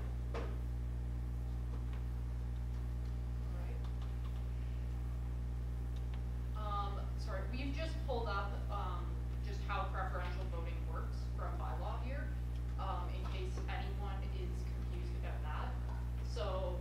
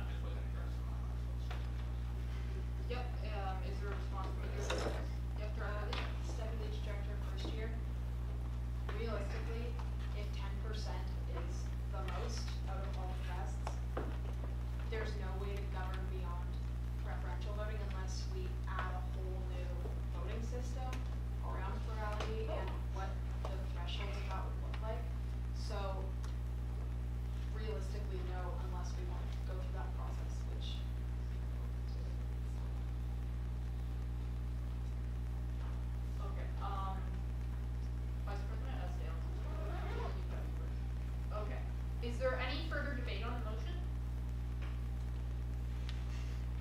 All right, motion 11, whereas jacket production and campus equipment outfitters work on a tight timeline, and whereas preferential voting takes a long time, especially with many submissions, be it resolved that council approves the removal of preferential voting for year crest. Be it further resolved that bylaw instead include that the year crest with the most votes will be chosen as outlined in appendix speed, I am speed. Moved by Steffi Leach, seconded by Jordan Walensky. Can I see votes for the motion, please? Thank you. Can I see votes against the motion? All right. Are there any abstentions? Yeah. Would you like that noted in the minutes? Okay, both of those in the minutes. Okay. Motion 11 passes. Motion 12. Whereas there are 4 super sections for Sci 29 this year, and 4 super section representatives have been elected, and whereas bylaw 1 currently only specifies 3 super section representatives under voting members, which no longer reflects our structure. Be it resolved that council agrees to changes to bylaw to include 4 super section representatives as outlined in appendix or the merrier. Moved by Steffi, too many sections, Leach. Seconded by Osman, math checks out. 4 is greater than 3, so now. Is there an opening from either of our movers? A point of information? I have to go for another. Okay, is there an opening from either of our movers? So, there's 4 super section representatives. I think the biggest thing concerns with voting members is the equal distribution amongst the different years. I just want to point out that this year there is no J section representative yet, and it's still split rather equally, but I'll pull up the minutes. Is there any debate on the motion? Representative Beaumont. However, most of the question, I'm not sure if that's what Ashwin is about to do, but I kind of wanted an explanation on what bylaw states as the ratio that should be between upper year votes and first year votes, and what are the numbers we currently have and what you're expecting to do. Okay. Can we get a clarification? Actually, Emerson Curry speaker. I know this because I was also looking into it. So with this change, there would be a total of 37 voting members of council, though not all like the aforementioned J section rep are in there now. But adding it up, those 37 with the 4 year execs, the 4 super section reps, and then the hypothetical J section rep, that puts them at 9, which is a quarter of 36. So right around a quarter. By law, nowhere does it state what that division needs to be, which is probably because upper years, most upper year roles like discipline clubs can't be governed by. All right, Director Provo. Yeah, I was just wondering if this was gonna mess with, quorum count. I don't think it will, because as far as I know, bylaw doesn't specify exactly the number of quorum, it specifies half rounded up, which I think, I just wanted to confirm that. Yeah, so I calculated that as well, and I believe that puts us at 19, which does raise the question of where 20 came from previously, but, Half yeah. plus 1, half rounded up plus 1. That might, it just says, for an even number, it's half plus 1, so 36 divided by 2 plus 1 is 19. And then for an odd number, it's half rounded up, so also 19. Yeah. Vince Tamayo, Site 28 AMS rep. I just have a question. Does this come from like an influx of first years coming in? That's why we have 4 super sections this time around. And does this force future years to have 4 super section representatives? If they may have more or less super sections? Yep. Or, Am I yeah, on? Vice President, for this, yeah. Okay, I'm just Vice President Supervisor. Yeah, so the enrollment, I guess just for some context of like where this is coming from, the enrollment numbers for first year are like put in place by the registrar's office, so we don't actually know, and the faculty doesn't know like how many students they're gonna get or seats they're gonna get every single year until the registrar is like, hey, here's like your allocated number of seats. So this year just so happens that they enrolled more students, meaning a new super section, meaning another super section rep. And the trends year to year typically have been increasing, so we don't expect them to go back down to 3 super sections after they've added this extra. Alright, Director Provo? Madeline Provo, Director of Human Resources. If, for some reason, there get 5 super sections, would we elect 5 super section reps? And in that case, like, would the balance of the years be thrown off? Like, or are we just saying that there are as many, like, we're just saying there are 4 for now, so we're electing 4 representatives, and then if there get 5, that's a problem for you. If the movers are okay with, Sorry, just to, yeah, it's fine. just to clarify, I'm not suggesting that we change the motion now, I'm just asking if this is, if we're expecting to keep adding discipline club, or, super section reps, or are we keeping it tight at 4? Okay, yeah, Vice President? Alexis Reyes, Vice President Affairs. It's hard to say. I would say that's a bridge we cross when we get there, because that would be an addition of hundreds of more students than we already have, which I think would honestly give NSHOC and the faculty way more problems than our council representation. But I think we are, like, maybe this is just my personal opinion, but I think we're fairly safe with just 4, for however many years the registrar wants to keep us down. Yep, Representative Provo. Probably about you said something. Point of information for that particular question. From what I know from last year's Senate and what Lucas, or the senior senator at that time, brought up to council, NSOC has sort of hit our saturation limit on the number of first years we can have. 1,100 sort of the max we're going for, I believe. And we physically cannot have more students. Our classrooms are not big enough for this. So chances are we are plateauing at this point and we're going to have more students. And given all the long-term plans being spoke about in last year's Senate, if anything, engineering students number might decrease in like 5 years time, but then I think it's a problem when we come to that. So we should be fine for the next few years. Alright, yep, fine. Alright,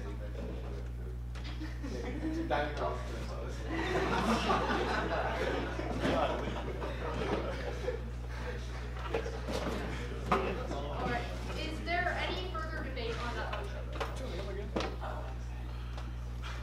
Seeing none, is there a closing from either of our voters? Alright, seeing none, motion 12, whereas there are 4 super sections for Psi 29 this year, and 4 super section representatives have been elected, and whereas bylaw 1 currently only specifies 3 super section representatives under voting members, which no longer reflects our structure, be it resolved that council approves the changes to bylaw to include 4 super section representatives as outlined in appendix, the more the merrier. Moved by Steffi Leach, seconded by Ashman Sohail. Can I see votes for the motion, please?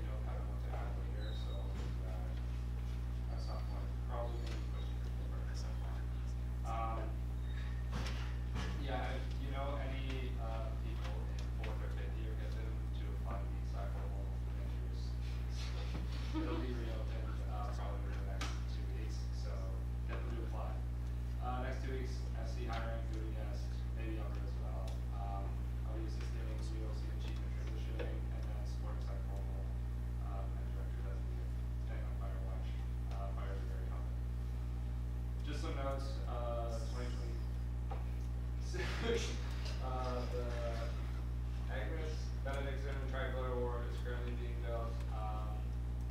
You can read it in there. If you are interested, talk to me and send me an email afterwards. And then also echo from last council, I haven't gotten any feedback for a reimagining engineering education presentation for second council. So I imagine a few of us are interested in what Smith is doing. So they offered to come to a presentation second council and give updates, kind of like a overview of anything that we want to see, and then answer questions then. So please send me an email, talk to me, catch me on my office hour, whatever you need to communicate to me on what you want to see.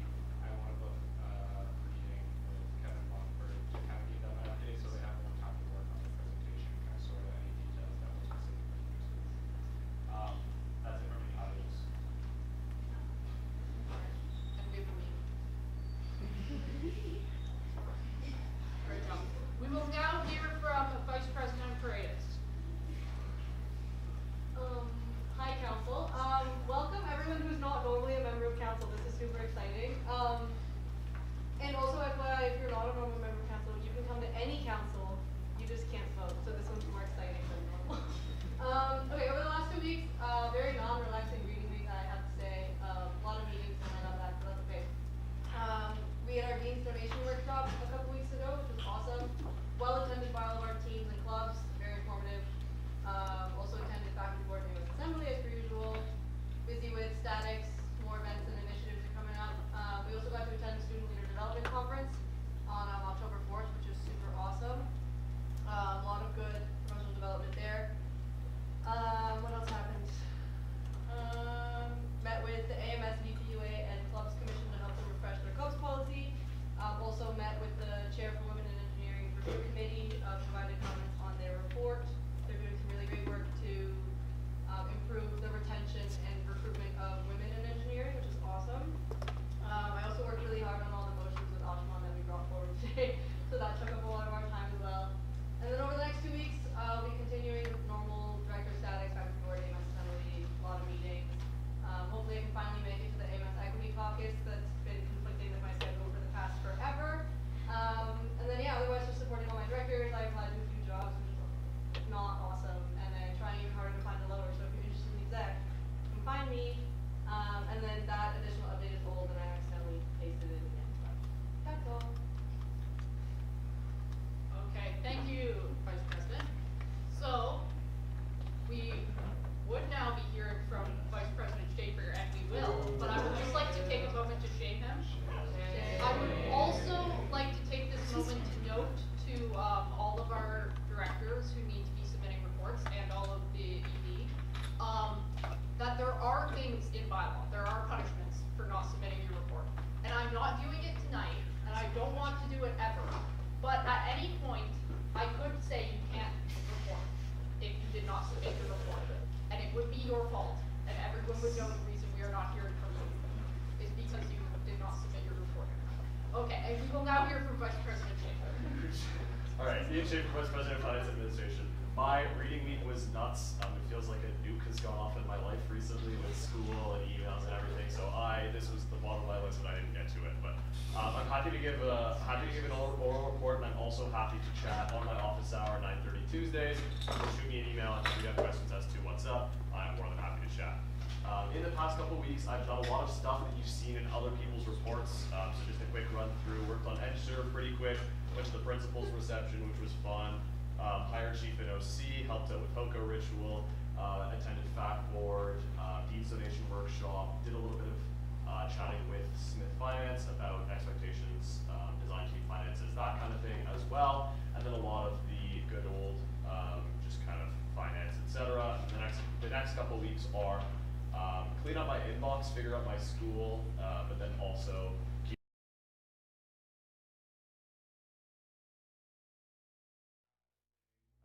talking to directors, all of that good stuff.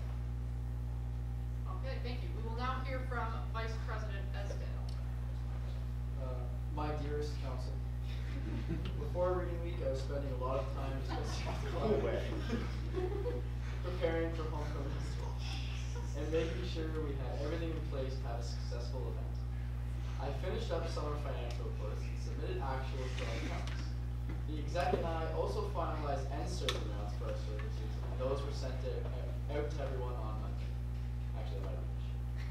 Again, my council presentation regarding ad board was not ready, so I'm sorry for that. HOCO was great though, and I'm happy to report there were lots of happy alumni and minimal crash outs with myself. Things I will be doing over the next 2 weeks. Now that homecoming is over, I'll be shifting my focus towards getting this gosh darn ad board sorted. If you're interested, okay, I'll actually be serious for a second. If you're interested in ad board, please let me know, because interest will change my proposal to council at our next sitting. So if you're interested in ad board, let me know before next council. I'll do it during the ad board report. Yeah. And then some typical service supports. And I actually don't think I have to do that. Live, laugh, and swear at alumni. Okay, thank you, Vice President.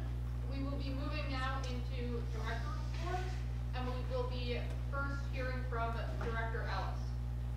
Hello, so over the past 2 weeks, I've just had my usual stats with the DSC, the Bed Fund team, and the president. I met my FIPCOs and introduced some projects. I'm kind of keeping it open so they can choose what they want to do with the portfolio, but I'm keeping it focused on boosting engagement with the academics portfolio. Now that the Bed Fund reps have all been elected at the end of September, we've run the first 2 Bed Fund rep meetings. So we introduced the report writing to them, got them started on idea generation. And then our first idea generation event that I'm having a booth for will be tomorrow in the ILC. And I'm also planning the first academic caucus, so that goes into the stuff we'll be doing over the next 2 weeks, is running these events, running a second idea generation event, posting updates to the Bed Fund Instagram now that we finally have our full team. The hiring was a little delayed. And then also I'm trying to get an academics information system published, just so that we have like all of our portfolio all together so that students can engage with it better, and then continue my usual stats. And that's everything. Okay, thank you. We'll now be hearing from the Director of Clubs and Conferences. Hi, I'm Marie, Director of Clubs and Conferences. So, yeah, I've been having a lot of meetings with the ratifications, and I've seen earlier this council and NYG got ratified, so that was a few meetings and emails. So yeah, more emails. I'm meeting with my FIPCO tomorrow, so it'll be good. We'll get a team room together. So yeah, more static co-chairs, drafting conferences approaching. If anyone's interested in attending Quest or QEC, tickets and applications for Quest are out right now. I recommend going. Quest is free, by the way, so that's really cool. And if you do a challenge in the ILC, you can get a really quick time to get free tickets to QEC. For the next few weeks, more meetings, probably more club stuff because a lot of people want to start clubs, and getting my FIPCO up and running. Yeah. Okay, thank you, Director Breen. We will now be hearing from the Director of Communications. Hi, Stella Sherman, Director of Communications. Okay, to get this out of the way, O Week photos. I know you guys are wondering where they are, and just to give you an update, they have been finished editing. However, it has been taking a lot of strain on my laptop to upload them, so that has been taking way longer than I anticipated. But they should be coming out really, really soon. I'm super excited, and my team has worked really, really hard on them. There's about 2,000 to 3,000 photos per day, so there's lots and lots of content to go through. And I've spent a lot of effort making sure that we got everything that we could during those 4 days, so hopefully you can find some photos with yourself. Yeah, very exciting. I finished hiring for my communications teams, had a really good turnout for applications, so was really happy about that. Met with the IT team to talk about plans for the new website and making sure branding and stuff would be good for that. Worked on improving our booking system. We're trying to move all of our teams onto Notion so that it just becomes easier. We can see which equipment is being booked. Haven't been able to work on too much stuff just because midterms have been cooking me, but I did as much as I could. For the next 2 weeks, we'll be getting the O Week photos up. Gonna be talking with my FIPCOs for future projects. and hopefully make a few improvements to the existing NSOC website so that it's a bit more functional. All right, thank you, Director Sherman. Yes, there's a meme.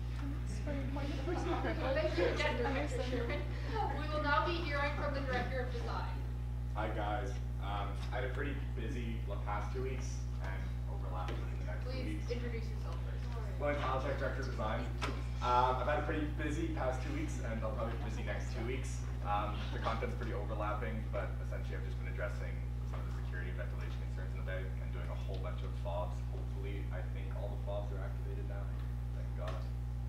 So that's it. Sorry, I have to leave for 9, is that okay? Can I be excused? Yes. Thank you. You've already reported. Yeah, thank you. Okay, are you done, Director Cole? Nice to meet you. Director Oh Pelletier? yeah, I'm done, sorry. Thank you, then. Thank you for the name as well. Okay, we will now be hearing from the Director of Educational Services. Ellen Garth with Educational Services. Tried to keep it short and sweet this week. That has not been what I've been dealing with. So what I've been doing for the past 2 weeks, EngLinks. It sounds like it's one thing, but it's not. So I've just gone through and basically matched almost all of the tutor requests we've had since September, with the exception of a couple really niche or bigger courses. If anyone wants to tutor some, like 1200 class, like please. Or if anyone's thinking of Virgo, I just was also emailing a prof and she because they updated 131 this year to have an organic nurse component, which means that no one wants to tutor 131 because why would, anyways. So I'm just emailing a prof so that I can get some upper year cheese students. No, that's new for you guys. So that I can get some cheese students to help tutor instead. I'm hoping that that'll be fixed by soon. So I can't keep going like this. I haven't studied for any of my midterms. They're coming up this week. I've also been talking about Icons Manager, just like statics. I love icons. Things I'll be doing over the next 2 weeks. I just opened my SideQuest hiring, so kind of watching my SideQuest. That should say head director. I can't read. I should just be looking. Just looking for head director applications. Please let me know. Thanks, Dan. All right, thank you, Director Norris.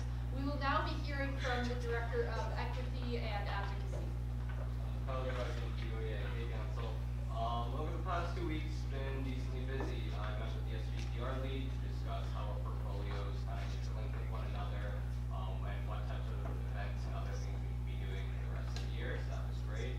I met with the international representative and also went to the international students / anyone who's here at Reading Week event over Reading Week. That was pretty fun. I was going to paint a egg, and then I didn't because I kept talking. So yeah. Worked with my sustainability chair to review what all the directors do and how we can be more sustainable.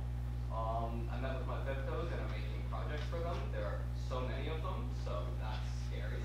I joined the AMS/SIC Pre-Basic Accommodations Review Committee that will be submitting a big report to someone at the end of the year. I don't know, it's pretty cool. And I became a wagon defender. See Director of Retail Services report for information. Over the next couple weeks, going to the next AMS Equity Caucus, get the FIFCO projects rolling, and keep having statics. Top of the evening. Okay, thank you, Director Rajan, and thank you for cross-referencing, I guess. We will now be hearing from the Director of External Relations. Hello, I'm Gavin Snyder, Director of External Relations. Things that I've been doing over the past 2 weeks. So much delegate and conference stuff. FYC and CPE are happening pretty close to one another, so I've been dealing with hiring and then getting those people ready and then hiring the next one and then picking them and doing everything over and over again and all of that kind of stuff. In very good news, record number of engagement, lots of people engaged with conferences, which is super awesome. Trying to figure out FYC things. The delegates are hired, but there is a little bit of uncertainty with some other details from the FYC coordinators, which is completely fine. But there is interest in doing something like a day delegate where you pay a fee and you can still attend the conference. So I'm just waiting to hear back. And kind of a big conversation and it's getting a little bit closer to the time, but I've been trying really hard to get information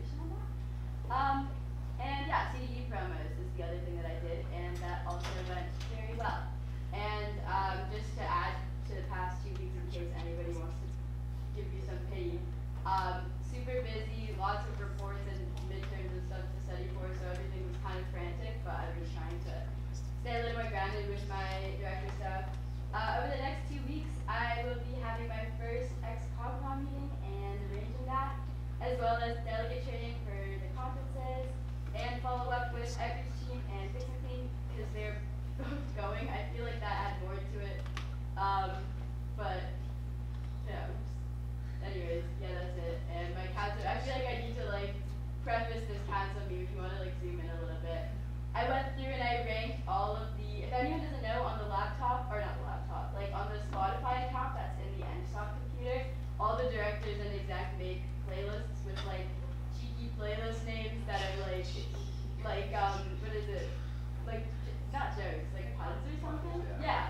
And so I ranked all of them, according to how funny they are or good they are.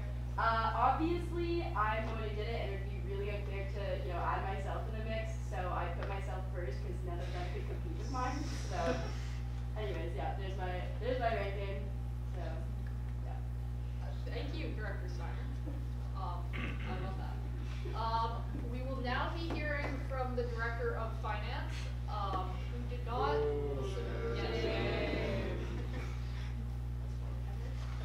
Alright, Noah Director Friends, Director of Finance. Again, I apologize for also not sitting in report just like Ian. I think you can see that we were both in a similar boat, considering we live in the same house. Over the past 2 weeks, pretty general finance operations for me. I've been just processing a bunch of requests with my finance officers.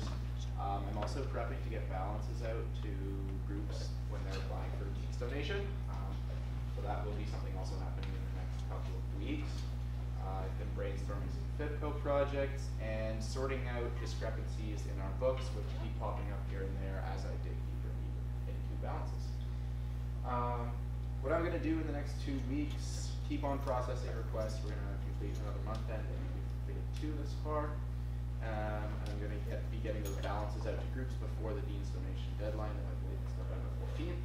And then also meet with my FIPCOs. But yeah, thank you. All right then. We will now be hearing from the Director of First Year. Study League Director of First Year. Since last council, all FIPCOs got hired, all 74 of them.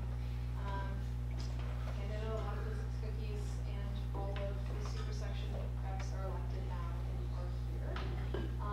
Without a rush on. Thank you. Jack Council planning is in full swing, and we started looking at bigger events and meeting with the faculty on to talk about their financial contributions for the bigger events, such as all the stuff fair and PIN. Over the next 2 weeks, the year executive is running their first event, which is exciting. So as we mentioned, Dick and I will be supporting them in that, and also lots of never before done events in October. And for someone who is really adamant that everyone needs to be with their FIPCOs, I am not. So that's happening this week. Okay, thank you, Director Lee. We will now be hearing from the Director of Governance. Ashwanto Hill, Director of Governance. So stuff over the last 2 weeks. Got the society officer, the DRO. Society officer's right there. Hi. I don't have to bother you guys anymore for 15 minutes. Worked on some motions, got some FIPCOs. Lots of this kind of falls in like this week as well a little, but overall just like working automations, it takes a god awful amount of time to make these agendas, like a very long time, and so I'm just gonna try working automating it just straight from the Microsoft Forms to the Google Docs. I gotta meet them because I've not met them yet, so gotta show them. Hey, hi. So gotta meet the other FIPCO too now. But so council, place of wonders. Anyways, yeah, so gotta meet my other FIPCO as well. And I gotta book rooms for next semester so we can actually have council again. Sayonara. Finally getting them. All right, thank you, Director Sahel. We will now be hearing from the Director of Human Resources. Hey guys, it's Maddie Provo, the Director of Human Resources. Happy fall. I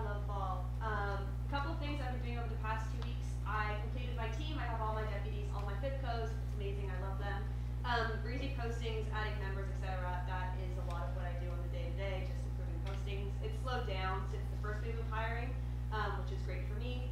So pretty chill. If you guys have any issues with Breezy, please let me know. There was something weird where some of the posts weren't showing up on the website, but they were showing up on the website. So like, if you are ever like, something is weird with Breezy, let me know immediately. I'll do my best to fix it. Questionnaire is still down. We're working on it. Don't worry. Updating training, something really exciting. One of the big projects that I want to work on in my portfolio. If you have a management role in EdgeSoft, you have to do a bunch of trainings. Right now, they're being done in a weird way.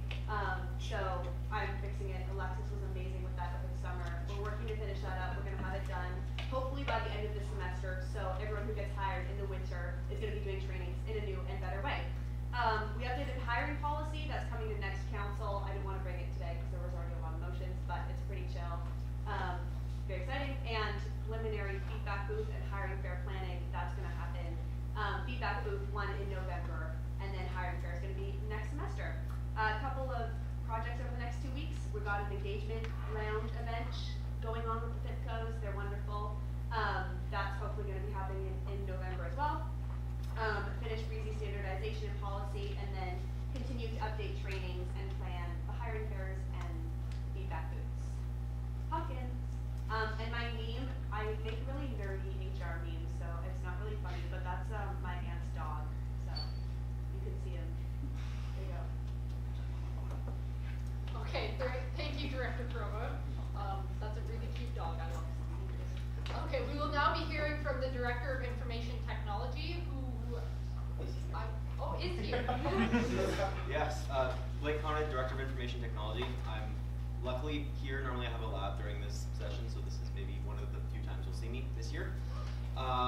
So over the past 2 weeks, SDev, which is one of the teams that I hired, we finished hiring and we've launched all of our projects with actual clients, which is really cool.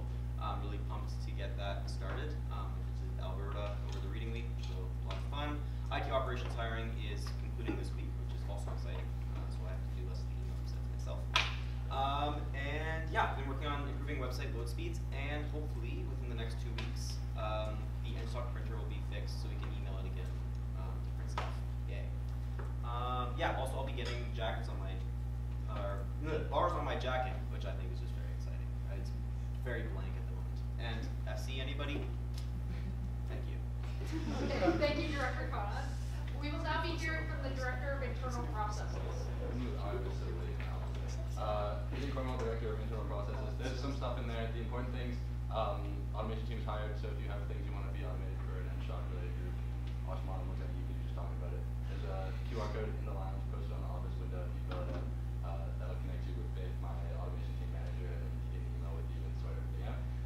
Other thing, fob activations, I kind of just like gave up, and it seems like IT is actually doing their job. So if you think your fob doesn't work and you should post out fob access, try again. There's a good chance it works. That's it. I have to go. Personal privilege. I have to go 20 minutes ago. Okay, thank you, Director Cornwell. We will now be hearing from the Director of Professional Development. Michaela Matters, Director of Professional Development. So the things I've done over the past few weeks is I've completed my so like all my chairs. I met with the faculty, so both the corporate relations office and the advancement office, helping prep like the various things and just meet them working on much updates. I continued studying with Jordan. Go to lay low, they have really good matcha. Yeah. We had the Women in Alumni Connect event. It was like really great. We had a great turnout, and then on this past Monday, like the Women in Alumni Connect was before reading. This past Monday, we had the Engineers and Consulting Night. It had a really good turnout. It was about 85 people, which we're really happy with. So what I'll be doing over the next 2 weeks is I'm helping finalize the venue for AMS. If you guys know any co-working spaces in downtown Toronto, please send me an email. We're prepared for the quick tell-all, prepared for Deloitte night, and just continue to find regular space. Okay, thank you, Director Matthews. Yes. Okay, we will now be hearing from the Director of Retail Services. Hello Council, Zachary Gill, Director of Retail Services. So these past 2 weeks, a lot of my time has been spent working with Clark, preparing for a homecoming ritual. success, I would say. Went pretty well. Minimal crash outs, as Jake said, which is good. With the whole prep work, I did also become a wagon defender, as Calvin had said before.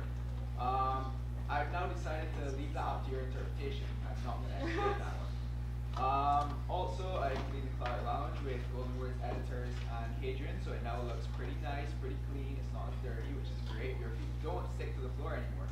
Awesome. Yeah. And yeah, statics have been continuing the head managers and vice president of operations. So in the next 2 weeks, my plans are to keep planning for feedback sessions for staff and managers, and services keep servicing. Go to T-Room. Thanks. Okay, I did notice it was a bit cleaner in the lounge. Thank you, Director James. We will now hear from the Director of Student Life. Hi, everybody. Sage Poliwada, Director of Student Life. So what I've been doing is planning November and December 6th Memorial. I also met with my FIVCOs, and we're meeting again to actually get started on End Week. We do have a really quick timeline on that. For November, just like confirming all the collabs with the retail services and just like planning those events. And then December 6th, planning all the speakers and booking everything, yada yada. So things I'll be doing in the next 2 weeks. November's starting, so I'm really excited about all the mustaches that will be coming out. And I'm just gonna continue with December 6th, and then hopefully my FIVCOs will actually start End Week like legit. So yeah, and this is my meeting. Okay, thank you, Director Polygata. And that is the end of our director reports. So we are now going into a question period regarding the EV team. Are there any questions? All right, seeing none, we're gonna move right into the faculty board report. Is there someone from faculty board who is going to report? Alexis Grace, Vice President of Student Affairs. Sorry, I thought someone from Senate was here, but that's okay. What happened at this faculty board report? It was really short, nothing really of note. Genuinely, there was Like, not a single vote. no motions, it was just reports from the administrators, just talking about like the upcoming fall preview on November 8th and 9th. They were looking for like volunteers and stuff, mostly from the faculty, I think, but also like we'll have the lounge open for that as well. Okay,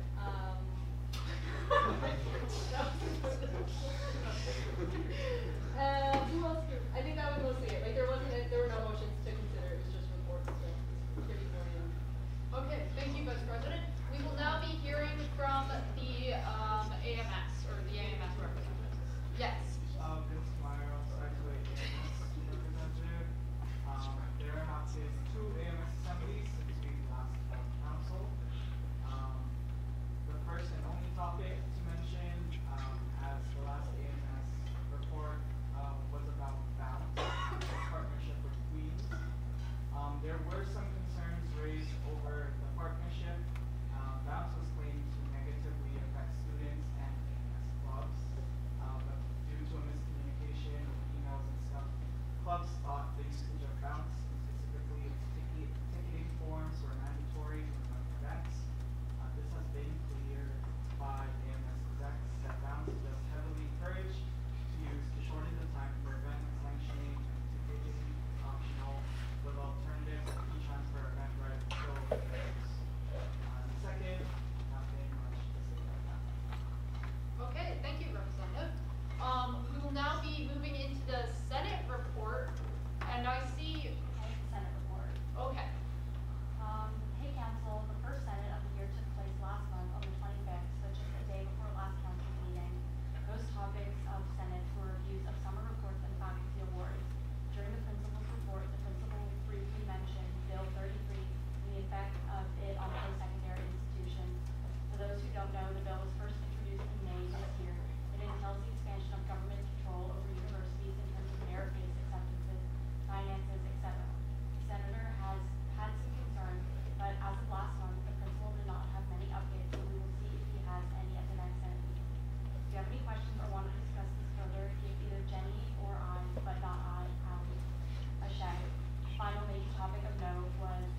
reopening of Thayer College, which is the university's other property in the UK, which is exciting.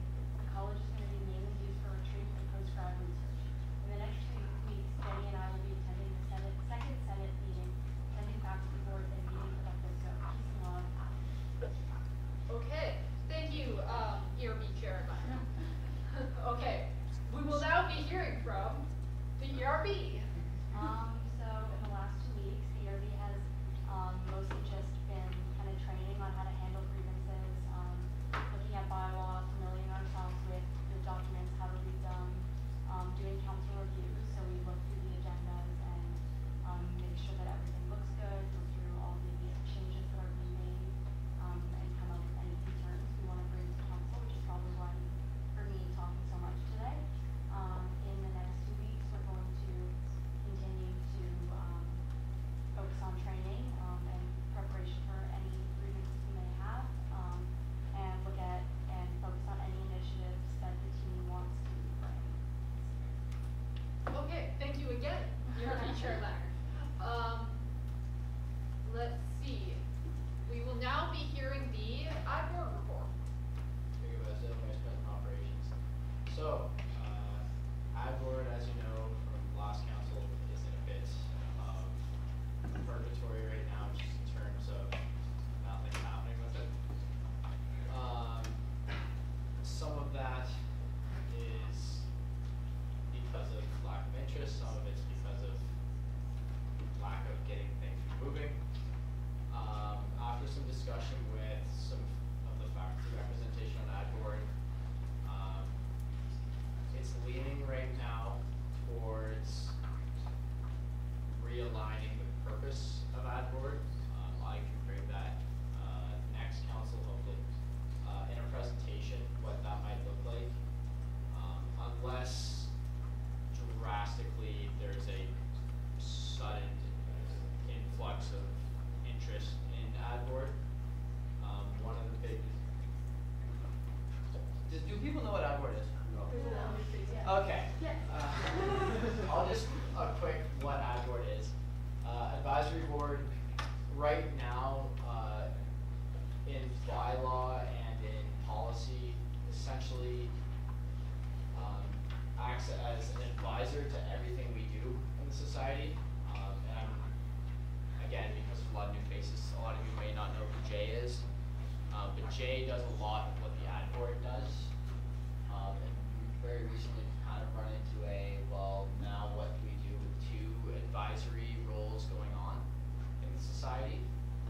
So ad board had slowly shifted in the last couple of years to only advising our retail services and our educational services, and I suppose our corporate initiatives, approving budgets, and that team, that board, was made up of 9. That feels like that right? 6 students and 3 faculty/industry partners. And they would approve budgets for the services, although that had slowly, I guess this is my opinion of it, so take this however you feel appropriate, but that slowly became a rubber stamp. So that's where ad board is right now, and why myself and the other members of ad board are considering reevaluating what ad board does, so when it does have members on it, it can be successful.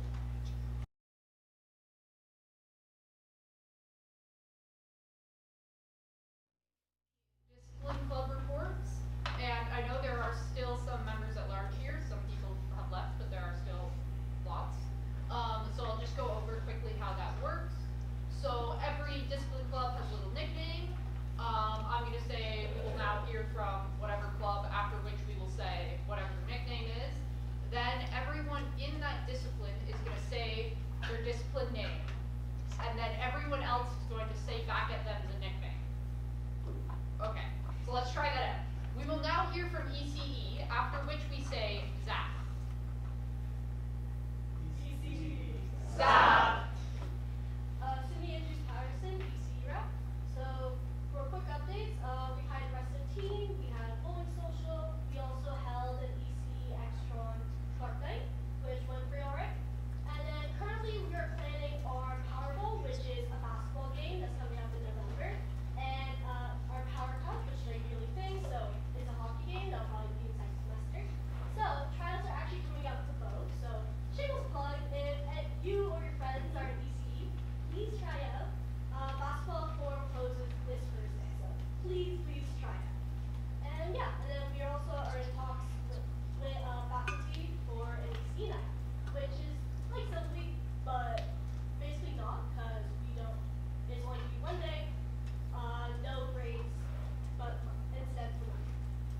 to the swimming room. And that's it. Okay, thank you, Representative Patterson. So we will now hear from MEC, after which we will say years. Oh, we're now gonna be here. Oh, we're gonna be, okay. My list is in a different order. Sorry, I'm working off a separate list. We will now be hearing from Tron, after which we will do our best impression of R2D2.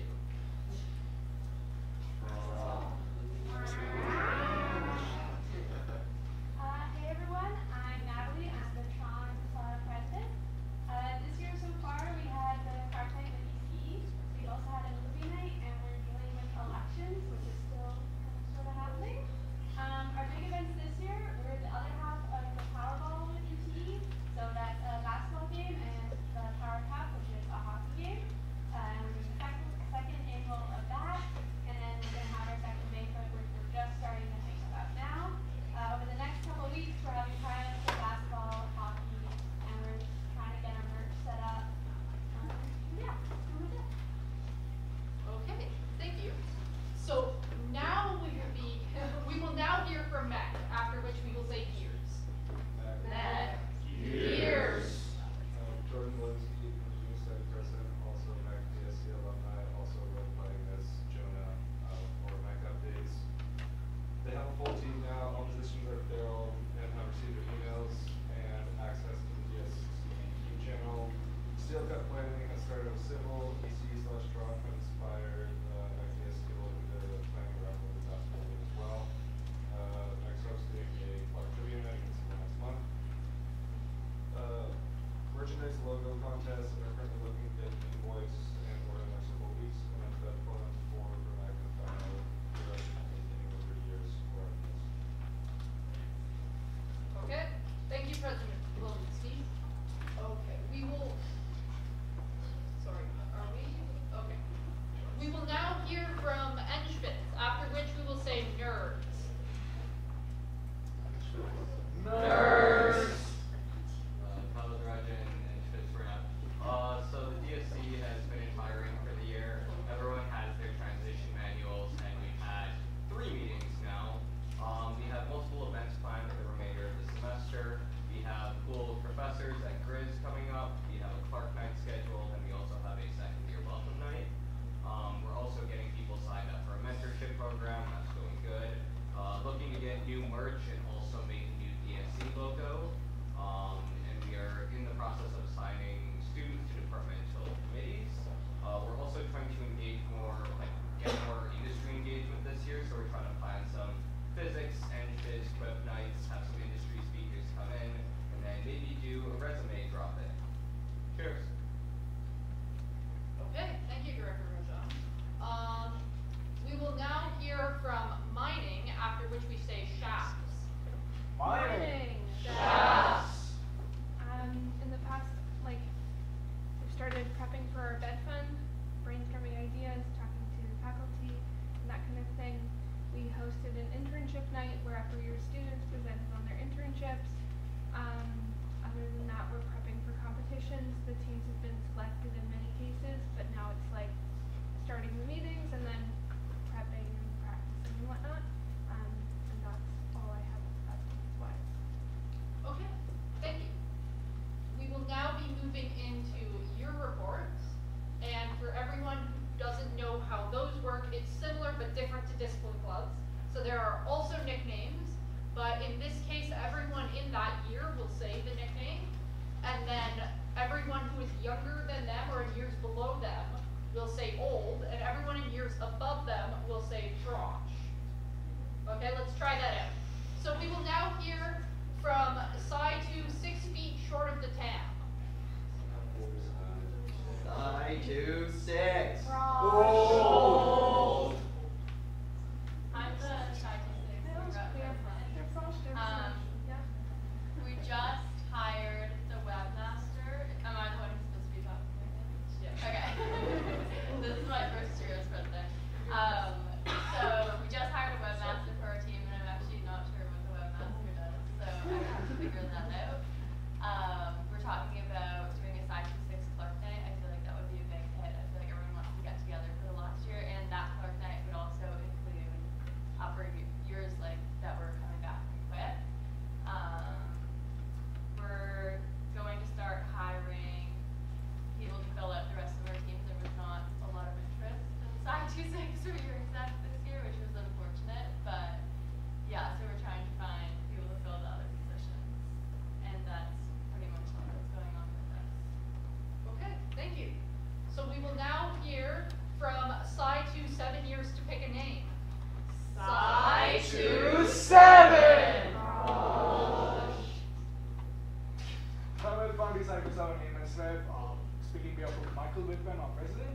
So for the areas of Cyber 7, it's been a slow start, slow year. We are almost completed. Our team is almost completed. We just have a few people, but we'll be meeting very soon, and hopefully for the next council we have very good updates. Okay, thank you, Representative Belmonte. We will now hear from side 2 8675309. Side 2 8. Frosh! Gavin Chen, Side 2 8 guys. We had our first meeting 2 weeks before reading week. During that, we kind of just went over our goals for the year. So we have like a rough idea of what we want to do in the second semester. But in the near future, we're going to be hiring for our publicity manager, because we don't have that. Aside from that, nothing really. That is it. Okay, thank you, President Chen. We will now be hearing from side 29.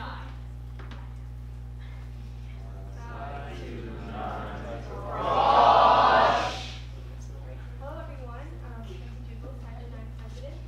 So the past 2 weeks, the section reps were elected prior to reading week, and this week the request is being kind of like football. Over the next 2 weeks, a Kahoot for the upcoming Rocks midterm will be created, and a review session for the Kahoot will be held, and regular meetings will be continued as scheduled. Cheers. Okay, thank you, President. And you sent us a meme. I did. So this is in honor of the organic chemistry unit on our chemistry midterm. I am terrified. Please send help. Okay, thank you for going above and beyond and sending us a meme. Okay, we will now be hearing statements and questions by members. From everybody Cyber 7 AMS Rep, I have a question for Jacob, Ops. Yeah. Question about Artboard. So I know it's going through a lot of changes right now. Is there a possibility that we might not have Artboard going ahead? Because especially since Jay is nearing his retirement plan, I would really would like to have another alternate. We will crumble, guys, when Jay retires. We're gonna pay a price. But to make sure NSOC goes ahead, advising what early days it was a tool. So is it continue to be that way, or is that a possibility we don't have that? Yep. Jake Brazil, Vice President Operations. That is not the plan. I do not want to get rid of Adboard. And I also don't want to make the decision on my own, which is why I would like to bring it to council so that we can all decide on what to do with it. My plan for my proposal that we can vote on when that time comes. So I will get that presentation ready eventually. I swear. Is to assemble a ad board to decide what we're going to do with ad board. You may giggle, but that's what we're gonna do. Well, no, that's what I'm gonna propose that we do. Because I think that should be a team decision. Okay. Thank you, Vice President. Are there any other statements or questions